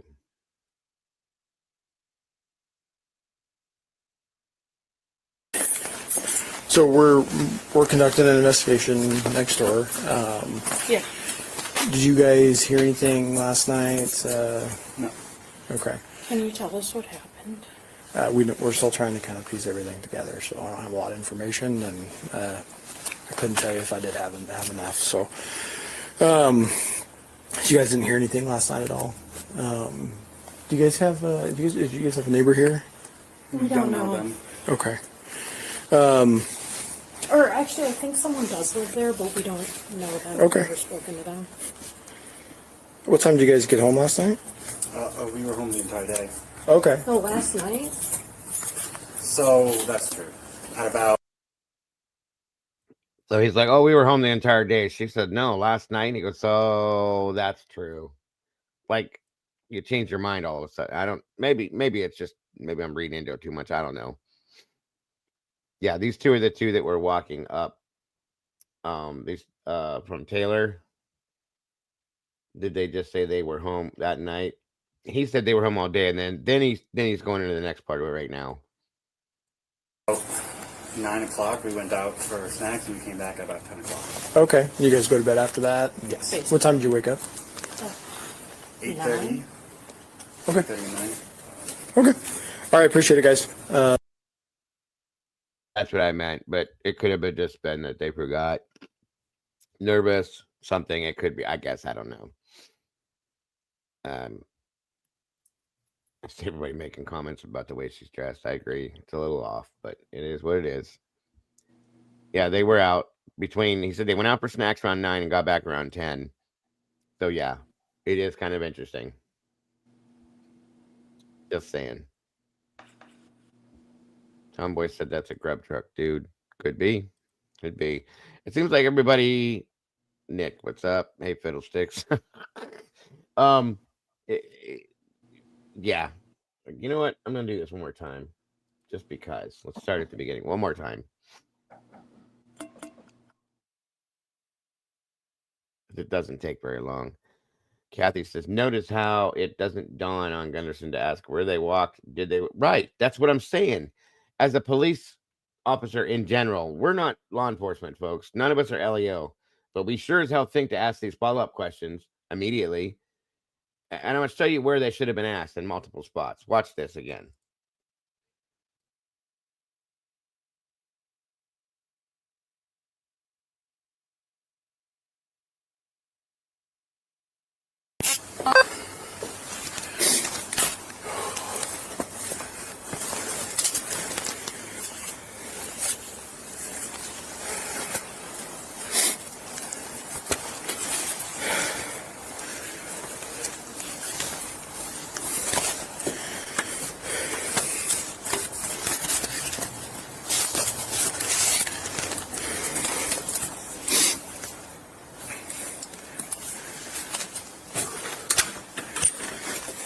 Hi there. Hello. I'm Sergeant Gunderson with the Moscow Police Department.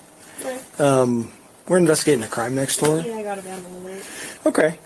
Did you happen to hear anything last night at all? It's actually quieter than usual for Saturday night. So. Okay. You know, Nothing. usually they have parties over there. But it was kind of quiet last. Now, first off, look where she lives. There's a house right there. Okay, there's a corner apartment by the house.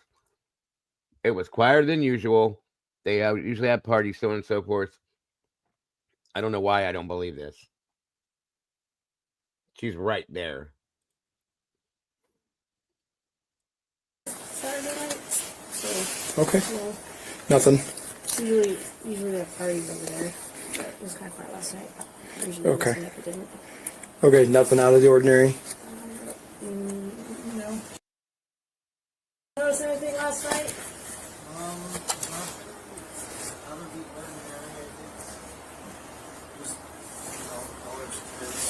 Walking in the street. What times about did that all happen? I left for work around You stay. 10. Actually, when was it? For work around.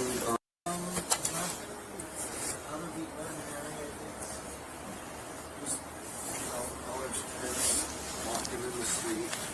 What times about did that all happen? I left for work around. You stay. 10. Actually, when was it? Somewhere between 10:20 and 10:30. Last night. Could you take the door? I think something's burning on the stove. I smell it. Did you guys? What time do you get off work? 7:30 usually, but I got off a bit earlier, so like 7:15ish. Okay, you didn't notice anything peculiar on your way home or anything? I took the dog out this morning, and the only thing that I noticed was there was a bottle, a cork for wine, and 2 pairs of panties in the street. That's Okay. it. So, I think there was less cars parked there at the house over there than normal. Okay. It's usually packed. Okay. All right, I appreciate it. Thank you very much.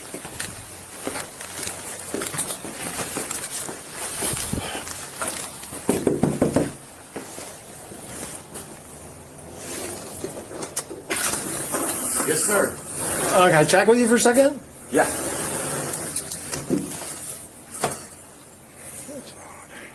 Who opens their window instead of their door?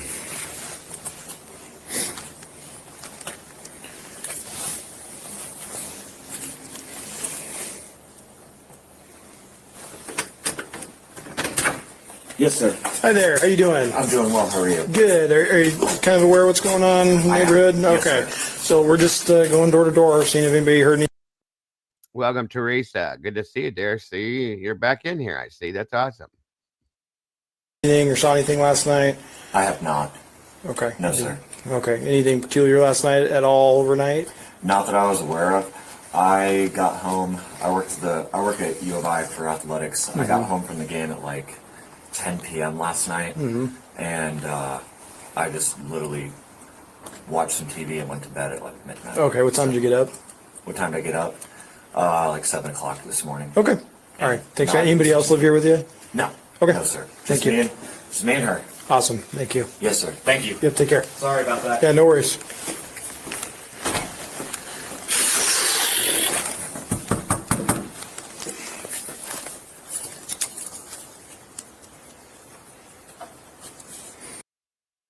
Yeah, I think Mama Bear fixed it. Thank you, Mama Bear.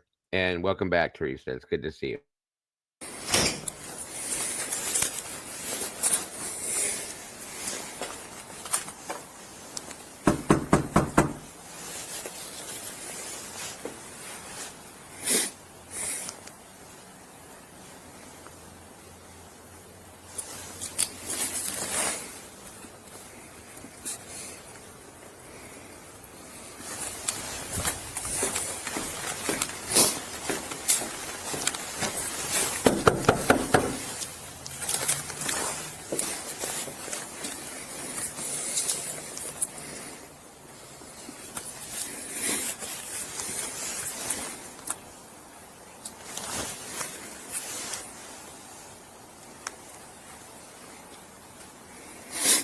Exactly, Dave.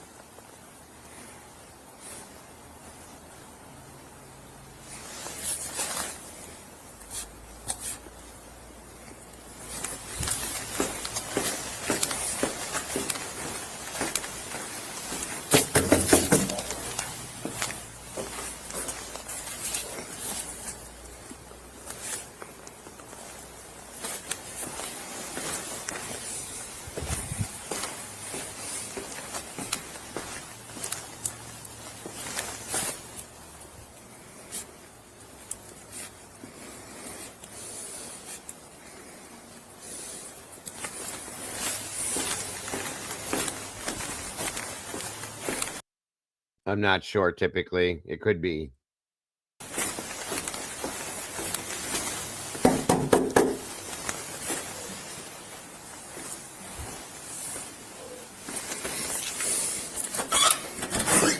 Hello. Hi there. How you doing? Good. What's your name?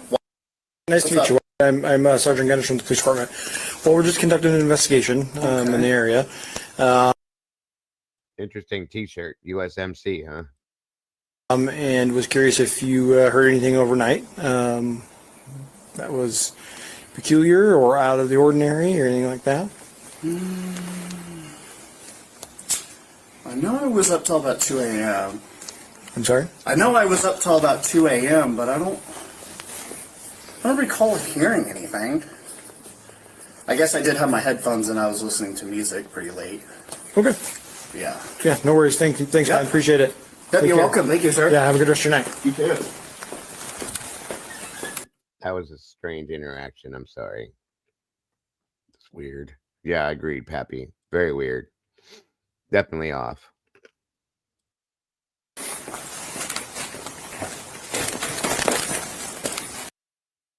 Bingo. The whole thing, like, it's like he's faking, like, oh, let me think about. It's not hard. Answer the question, yes or no. That's all it is. This is so strange. People are weird.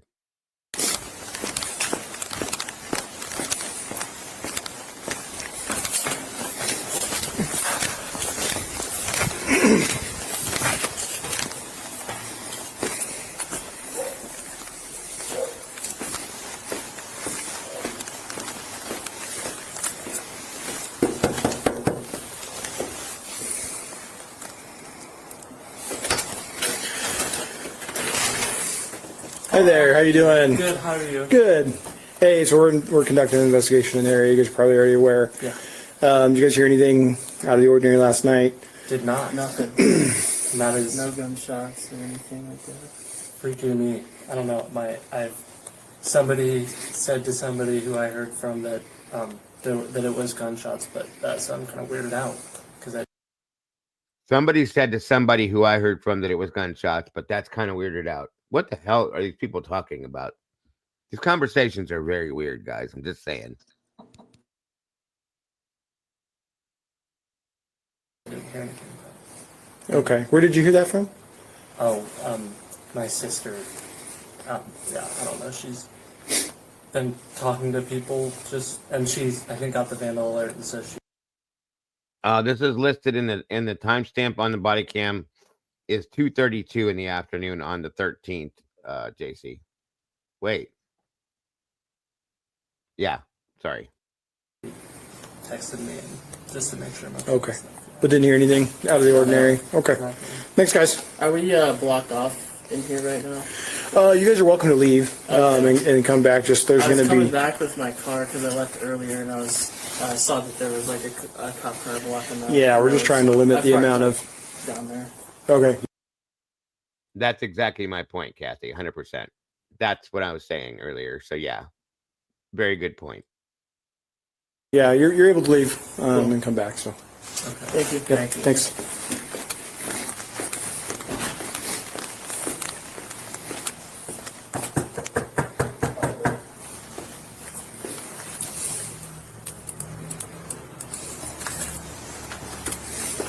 Hi there. Hey, how's it going? Good. Hey, Sergeant Gunderson with the police department.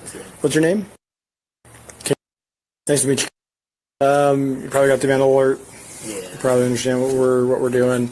You hear anything odd last night, early this morning? No, I was actually curious as to what was going on today because I wasn't sure. So I wasn't here all night, so I personally didn't hear anything that was going on. So Okay. What time did you go to bed? probably around, I'd say 1. Okay. What time did you wake up? I think it was probably around like 8 this morning. Okay. Yeah. So. All right, man. Appreciate it. Thank you. Of course. I wasn't here all night, so I wouldn't know what was going on. But he went to bed at 1. Well, make up your mind. You were there or you weren't there. That's weird.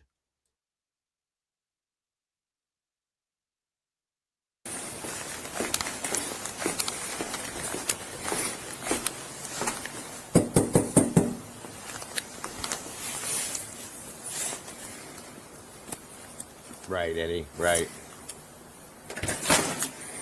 Hello. Hi. How are you doing? Hi, good. Good. Shane with the police department. How are you doing? Okay, how are you? Okay. What's your name? Nice to meet you, John. So you go to the U of I? I don't. Okay. Well, we are conducting an investigation in the area. I heard. Okay. Did you hear anything out of the ordinary last night? I or? did not hear anything last night. Okay. Were you here all night last night? I was. Oh. Okay. Fiddlesticks. Hey. Sorry, I should have shut the door. No, no worries. Do you mind if I talk to you outside? Yeah, no, that's or fine. I can throw her in an office or Yeah, something? no, you're fine. Yeah, I didn't hear anything last night. I was home all night. I agree with you, Fizzy. I do. Nothing out of the ordinary for me. Okay, what time did you go to bed? I think I went to bed at maybe 11. Okay, what time did you wake up? Woke up at 9 Okay. today. Awesome. Thanks, man. I appreciate it. Yeah, of course. Take care.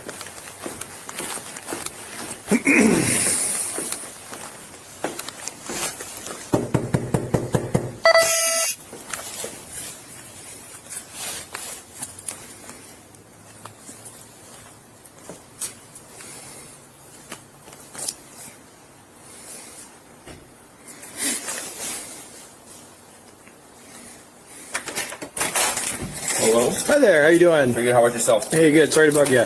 What's up? Do you go to the U of I? No. Okay. Well, we're conducting an investigation in the area. Okay. I was just curious if you heard anything overnight or No. anything like that. No. Were you here all night last night? No. I worked late. Got here late. Went to bed. Okay. What time did you get off work? Like last night, got off work around 12. Stayed there till maybe like 1. Yeah, this is Enan now. Good point, Phil. Good to see you, by the way. Thanks for being here, Phil. Okay. Got home around 1:32. Okay. You went to bed after that, or? Okay. What time did you wake up? A couple hours ago. What's that? A couple hours ago. Okay. All right. Appreciate it. Yeah. Have a good day. Yeah, you too. And that's not what he said in his interviews that he gave, but okay.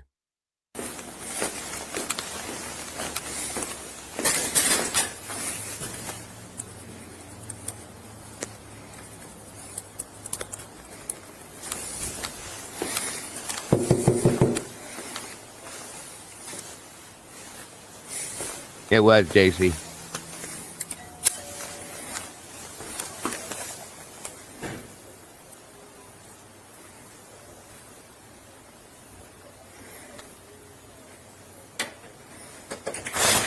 Hey there, Moscow Police Department. Hi. How's it going? Pretty good. What's your name, sir? Apologize, I got a phone call. Make sure it's not one I need to answer.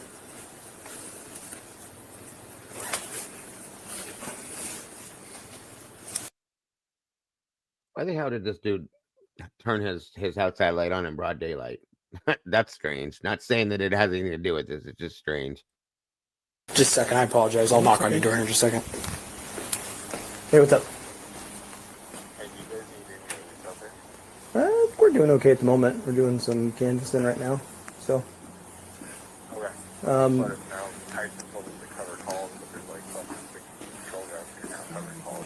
Well, if you want to call Eric and Corbin, might need a spell doing they're doing the crime scene log stuff. So security, they might need a break. Okay, I'll call them. All right, thanks, man. Hey guys, which apartment do you guys live in? Right here. Okay, I'll come chat with you in just a second. Okay. Okay. Thanks. Sorry about that. Are you a student at U of I? Not currently. Okay. Well, be next semester. Okay, so we're conducting an investigation next door. Just curious if you heard anything last night, saw anything peculiar last night, anything like that. I was working pretty late. What time did you work? I got home at like midnight, Okay. 15-ish. Mm-hmm. It's pretty dark. You know, usually there's music and stuff, but sure. It's pretty dark, pretty quiet. I didn't see anything crazy. Okay.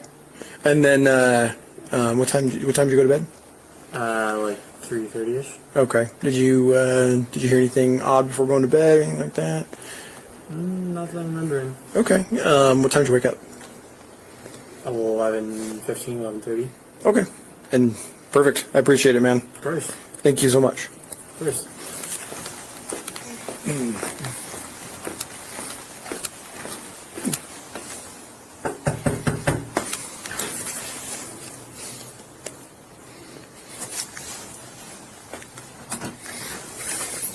Hi there. How you guys doing? Good. How are you? Good. You guys are students? Yeah. Yeah. Okay. So you got the vandal alert. So we're just conducting a neighborhood canvass, just making sure if anybody heard anything, saw anything last night at all. I did not. I got back from the corner club at 11:30 with my boyfriend, and we didn't hear anything. Okay. What time did you guys go to bed right after that, or? 12:30. I'm not the boyfriend. I was in Spokane. Okay. And then what time did you wake up? My boyfriend went hunting at 5 in the morning, so he left around then. Okay. And so he's on his way back now. What's your boyfriend's name? If I give you my card, can you call when he gets? Yeah, he's almost here, so. Okay. Yeah, I'll just be hanging around. So. I just talked to him on the phone and he didn't hear anything either. But Okay. Well, I'll give you my card anyway then, if that's the case. If he... just have him give me a call anyway. Right, so I talked to him. Best number to get directly to me is the cell phone number down here. Shane Gunderson. Yeah, appreciate it. Thanks, guys. thank you.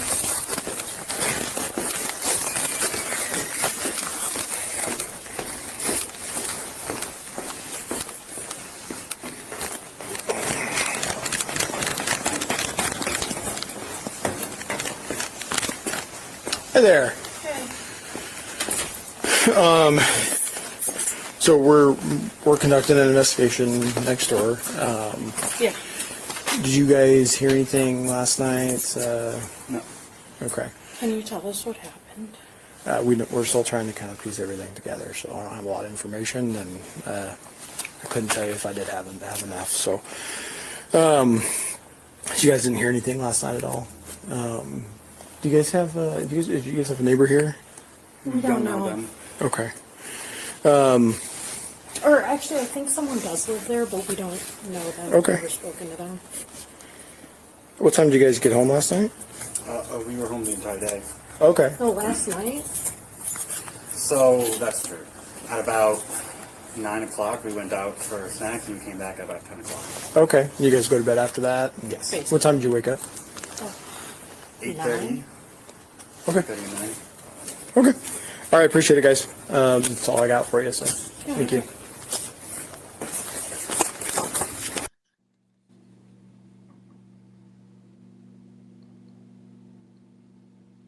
Oh, not where did you go? Did you see anything when you were out walking? What the hell? You know what I mean? Come on. So, let me see something here, you guys. Oh. There you go. Yes, sir. She asks, Sergeant Gunderson, can you please tell us what happened? And today is the 17th of October, 2025, and she still doesn't know what happened. A very good point, my friend. Very good. Nor do any of us. Neither do either. I was going to say that. Neither do we. So we do have more documents that just dropped, folks. I told you. Could have been this afternoon. It's Friday. Third party seeking parties' position regarding sealed documents. The order on sealing redacting and or maintaining sealed status of the second document set, and the defendant's objection to the state's request for additional restitution. Wait, that one I think was old. Yeah, that one's from before, I think. Sorry. But we have these two here, and let me scroll down and make sure there's nothing down here. State's proposed supplemental jury instruction, the state supplemental rebuttal disclosure, read the penalty phase expert. Objection to the court's request for the defense to submit redacted copy of the ex parte filing, the Exhibit F to the defendant's sixth supplemental response to discovery. I may have to come back tonight, you guys. Do 2 shows. Defendant's sixth supplemental response to discovery, the notice of filing, the defendant's objections to the juror questionnaire under seal. I think this Kathy had some questions about one of those. Second notice of filing, the defendant's proposed jury instructions. State's notice of amended exhibit list and motion to seal. The exhibit S1 to the state's motion to reclaim exhibits. Because they're just unsealed documents that were already here, Pappy, that they had sealed. Parties joint proposed jury instruction regarding the tip leading to investigation of the defendant. Reply in support of the state's motion for exam of the defendant and for extension of time. The defense objection to the state's motion for exam per IC 18207 and for extension of time. No problem, Pappy. State's motion for examination pursuant to the IC 18207 for extension of time. And the Gage declaration in support of motion for examination pursuant to 18207. Yeah, we're not going to get the side-rate PowerPoint. We know that. State's witness list, the new one, it says, and the state's exhibit list. State's response to defendant's proposed jury instructions in the notice of filing, the defendant's proposed jury instructions under seal. God Lord. Exhibit E to, yeah, we're going to have to do more than one show on these. Defendant's fifth supplementary response to discovery, the same one there. Second response to state's first supplementary request for discovery. Defendant's second response to exhibit S1 to the state's first. Where'd it go? I just lost my place. Sorry, you guys. Supplemental request for discovery. The state's trial brief. Interesting. Requested jury instructions. Notice of filing states. Requested jury instruction. Defendant's trial brief. I'm curious real quick. I just want to look at something. Okay. Just checking. Defendant's response to the state's first supplemental request for discovery. Read the transfer of test materials. Exhibit 4 to the defendant's objection to state's motion in limine. Read the AT&T timing advance records. First supplemental request for discovery disclosure from the state. And I think that's, Exhibit S2, state supplemental rebuttal disclosure. Read the penalty phase expert. We're going to get up, and that was the last one. Welcome, Annie. Good to see you. Lots of stuff. Yes. Rach said, oh, damn it. So, yeah, we're going to do a couple. I'll be in here this later on, early evening, to do some more on this, too. And go through these. There's some, I definitely have some interest in some of these. I don't know, Eddie, anything in particular stand out that you're really interested in? It is a lot, nothing. Looks like he put them all back in here. Or they put them all back in here. I'm sorry. No, and it's kind of blurry from what I can see. I can't really.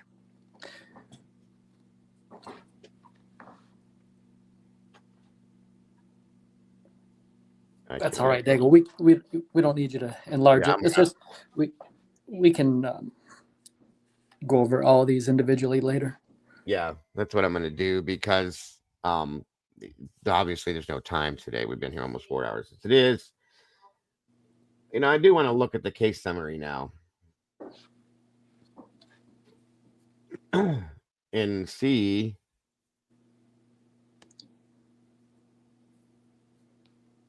1 minute here.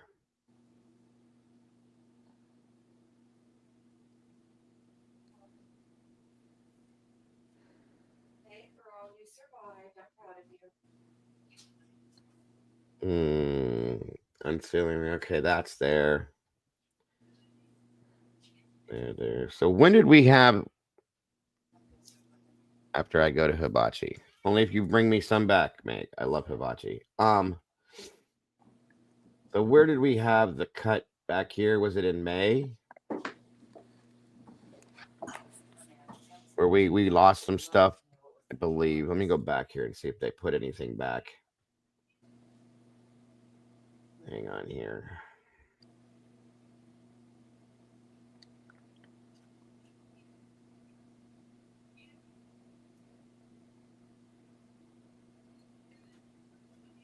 No, it looks like a lot of that's still missing. Okay. So we got plenty to do later, that's for sure. So anything as of today for what we did today, Eddie? Any statements? Well, yeah, my final thoughts on that Bodycam neighborhood canvas. So my takeaway is a little bit different, I think, than most. I don't see anything unusual with the way the residents responded. It's pretty clear that Officer Gunderson was specifically concerned about anyone who may have seen something out of the usual. If, in other words, if someone had answered, yeah, I saw this Ford Fusion, the silver one, that was doing like these 3 loopy-loops. Right. It was really suspicious, so I even wrote down the license plate. If someone answered like that, then of he course, that's what he was, I guess, what his radar was attentive to. Because no one, think of this, even though they're proximate, they live nearby the 1122 King Road house, no one has, no one's an associate, familiar with the residents in there. So there is, most of those residents are going to be as remote to those victims as you and I. So they don't know anything, and they wouldn't know anything. And if there was a gunshot in the house, the officer wanted to know what time they got home, what time they went to bed, what time they woke up. Because if there's a gunshot in the house, well, if you went to bed at midnight and that gunshot was sometime between 2:30 and 3:30, whatever, 4 o'clock, you wouldn't hear it if you were sleeping. Sure. Well, you shouldn't. You shouldn't. Yeah. It's unlikely. 1122 King Road still has doors and windows, and they were shut. So, I mean, it's still going to be loud, but it doesn't necessarily mean it's going to carry through the neighborhood. Sure. Very good point. The ones that live really close by that mentioned that it was quieter than usual. That's to us, using our frame of reference, that may seem odd, because our mindset is, well, it's always crazy over there and it's always noisy, but not that night. Considering what was going on that night, that would have been a very quiet night, because something very unusual happened in that house that night, and whoever was doing that would have wanted it to be quiet. Yeah, I agree with. I mean, it makes sense. I believe he's doing, damage control, making sure. Did you hear this? Did you hear that? Did you see this? Only one person said that he saw kids walking down the street and this and that and everything else, college kids, stuff like that. So, I will say the one, what the heck was it? I think it's the last one where I guess they just forgot that they had gone out that night. The way they changed their story is what I was saying earlier on. But my questions with these is that there were no follow-up questions with anything he asked, well, where did you go? Did you see anything while you were out walking? Did you hear anything any different then? Is what he should have said, but he didn't do that. Like the one person, he just said, the guy said, I went to bed at 11. Okay, have a good day, bye. I mean, there's like, I guess that's a canvas how that goes. I just felt like they should have been, with the type of crime this was, maybe a little bit more in depth with the questions. That's all. That's my take on it, but that's just me. So, but I agree with you on what you said as well. Yeah, the investigator, he's interested in knowing, did anyone catch any of the truths that surround the events that night? Right. That's what he's interested in. And they don't know that. They're trying their best, and it maybe their responses seem a little odd because they're just grasping at, they don't have a frame of reference. Like, what? I don't know. If they seem kind of clueless, it's because it's such a general thing, and try to recall something that doesn't even stand out, right? Yes. Someone asked any one of us, what do you remember from last night? Did you hear anything unusual? All you know is you got this vandal alert thing. Something bad happened, and there's a lot of texts and rumors going around your phone. An officer now standing in front of your door, and you're talking to him. You're trying your best to help them, but you can't do anything to be helpful. Sure. So it's not unusual, I guess, from their responses. It's more, to me, it's kind of what's unusual is the officer seems to know what he's after. Again, damage control. Agreed. Yeah. Did you hear this? Did you hear that? Did you hear it? Yeah. So then he can report, well, 3 of the neighbors in the house heard gunshots at this time, so on and so forth. So we have to build a narrative to support that and to make that make sense to these people, so on and so forth. So yeah, I get that. Yeah, nobody even heard the gunshots, really. The one that mentioned gunshots, it turns out that's just like rumor. Yeah, that one is the one that I felt was where he should have been a little, which he kind of was. Well, no, that was the guy that went hunting. He should have asked a few more questions about that. I think, who's your sister and things like that, and where did she get her info? Do you know? And things possibly like that. I thought maybe, but because that's the one that said no, right? No, we didn't hear no gunshots. Well, he didn't even ask you that, but okay. But I get it. Because they didn't put anything about gunshots in the vandal alert. Okay. So, and Twiz has a good point. Gunshot rumor might have been to throw people off the trail, blah, blah, blah. Could be. I don't know, but there's issues in this whole case. And again, I believe that was damage control. And I'm sure there's going to be more of those that come. And we'll see what they are when they do come out.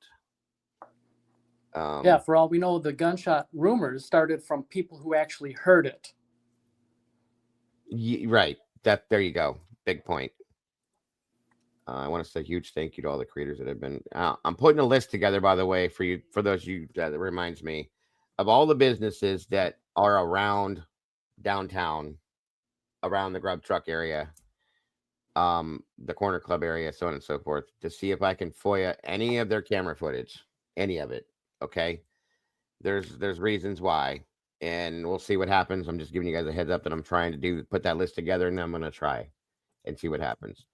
To see if there's any other footage of any of the people that are involved in this case seen on any cameras anywhere. So just so you guys know, that's something I'm working on right now.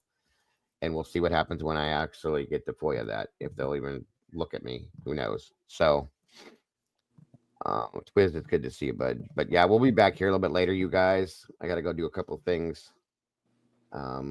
I wish I'd have seen that earlier, but they look like they just dropped because I checked those at the beginning of our stream as well, and they weren't there. So I had a feeling they'd be dropped by tonight because it is Friday. Tuesdays and Fridays is when we get documents from them. So we'll be back later, early evening, maybe 7, something like that, hopefully, to run through those docs as well, you guys. So tune in, please, if you will. And Eddie, thank you for joining me again today, bud. If you're available tonight, I'd love to have you tonight. Oh, absolutely, brother. Absolutely, every time. Thank you, Mary. Yeah, if you're not doing nothing, please join me tonight as we go through them. There's a couple of them that I'm really interested in seeing. A couple of them I don't think are going to be a big deal, but the rest of them, we'll sort it out and see what it is. But again, Eddie, thanks for being here. I appreciate you so much, bro. Thank you, Dago. Yes, sir. Everybody in chat, you guys are amazing. As always, thank you so much. I want to thank Kathy for joining us today. Very much appreciated. AR Hayes, thank you as well. Typically Unique, thank you for being here. Thank you to all the creators that pop in here and support us as well. I appreciate all of you guys for that. And everybody else, my moderators, you're amazing. Just all of you guys, please don't forget to love yourselves and love each other, folks. Self-care is very important. Don't change a thing. You guys are the beautiful people. I appreciate each and every one of you. Kane's in the house. Didn't even see you, buddy. Buddy Bear, thank you all so very much. And I will see you guys very soon. Mods, if you have a few minutes, if you could pop in after the fact, I'd love to talk to you if you're available. If not, don't worry about it. See you guys very soon. Bye-bye now.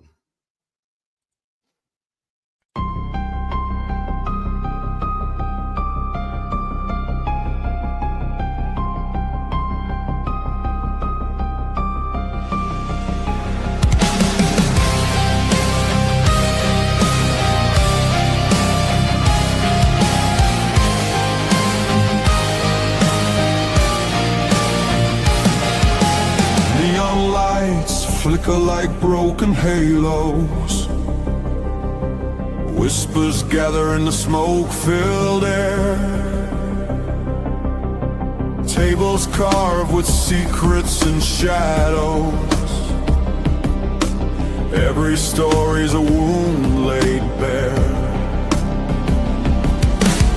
The kettle's boiling with restless rage. Justice written on an unseen page. I sip the silence, bitter taste, waiting for the ghosts to show their face. At the True Crime Cafe,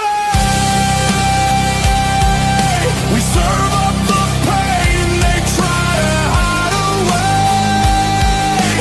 Pour another cup of the truth you crave. Raise your glass to the names they betrayed.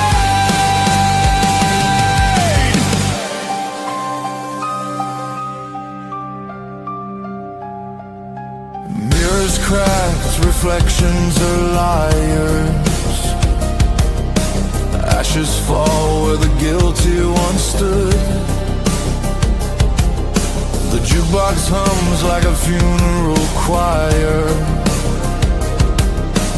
Echoes pounding through the neighborhood. Every scar is a candlelit vow. We hug the how, we demand the now. No more silence, no more disguise. We'll paint the night with sharpened cry. At the True Crime Cafe,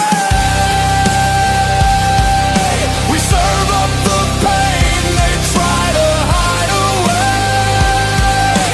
Pour another cup of the truth you crave. Raise your glass to the names they betray. This is not a sermon, it's a battlefield hymn, a requiem dripping from the bottle's rim. The guilty write stories in invisible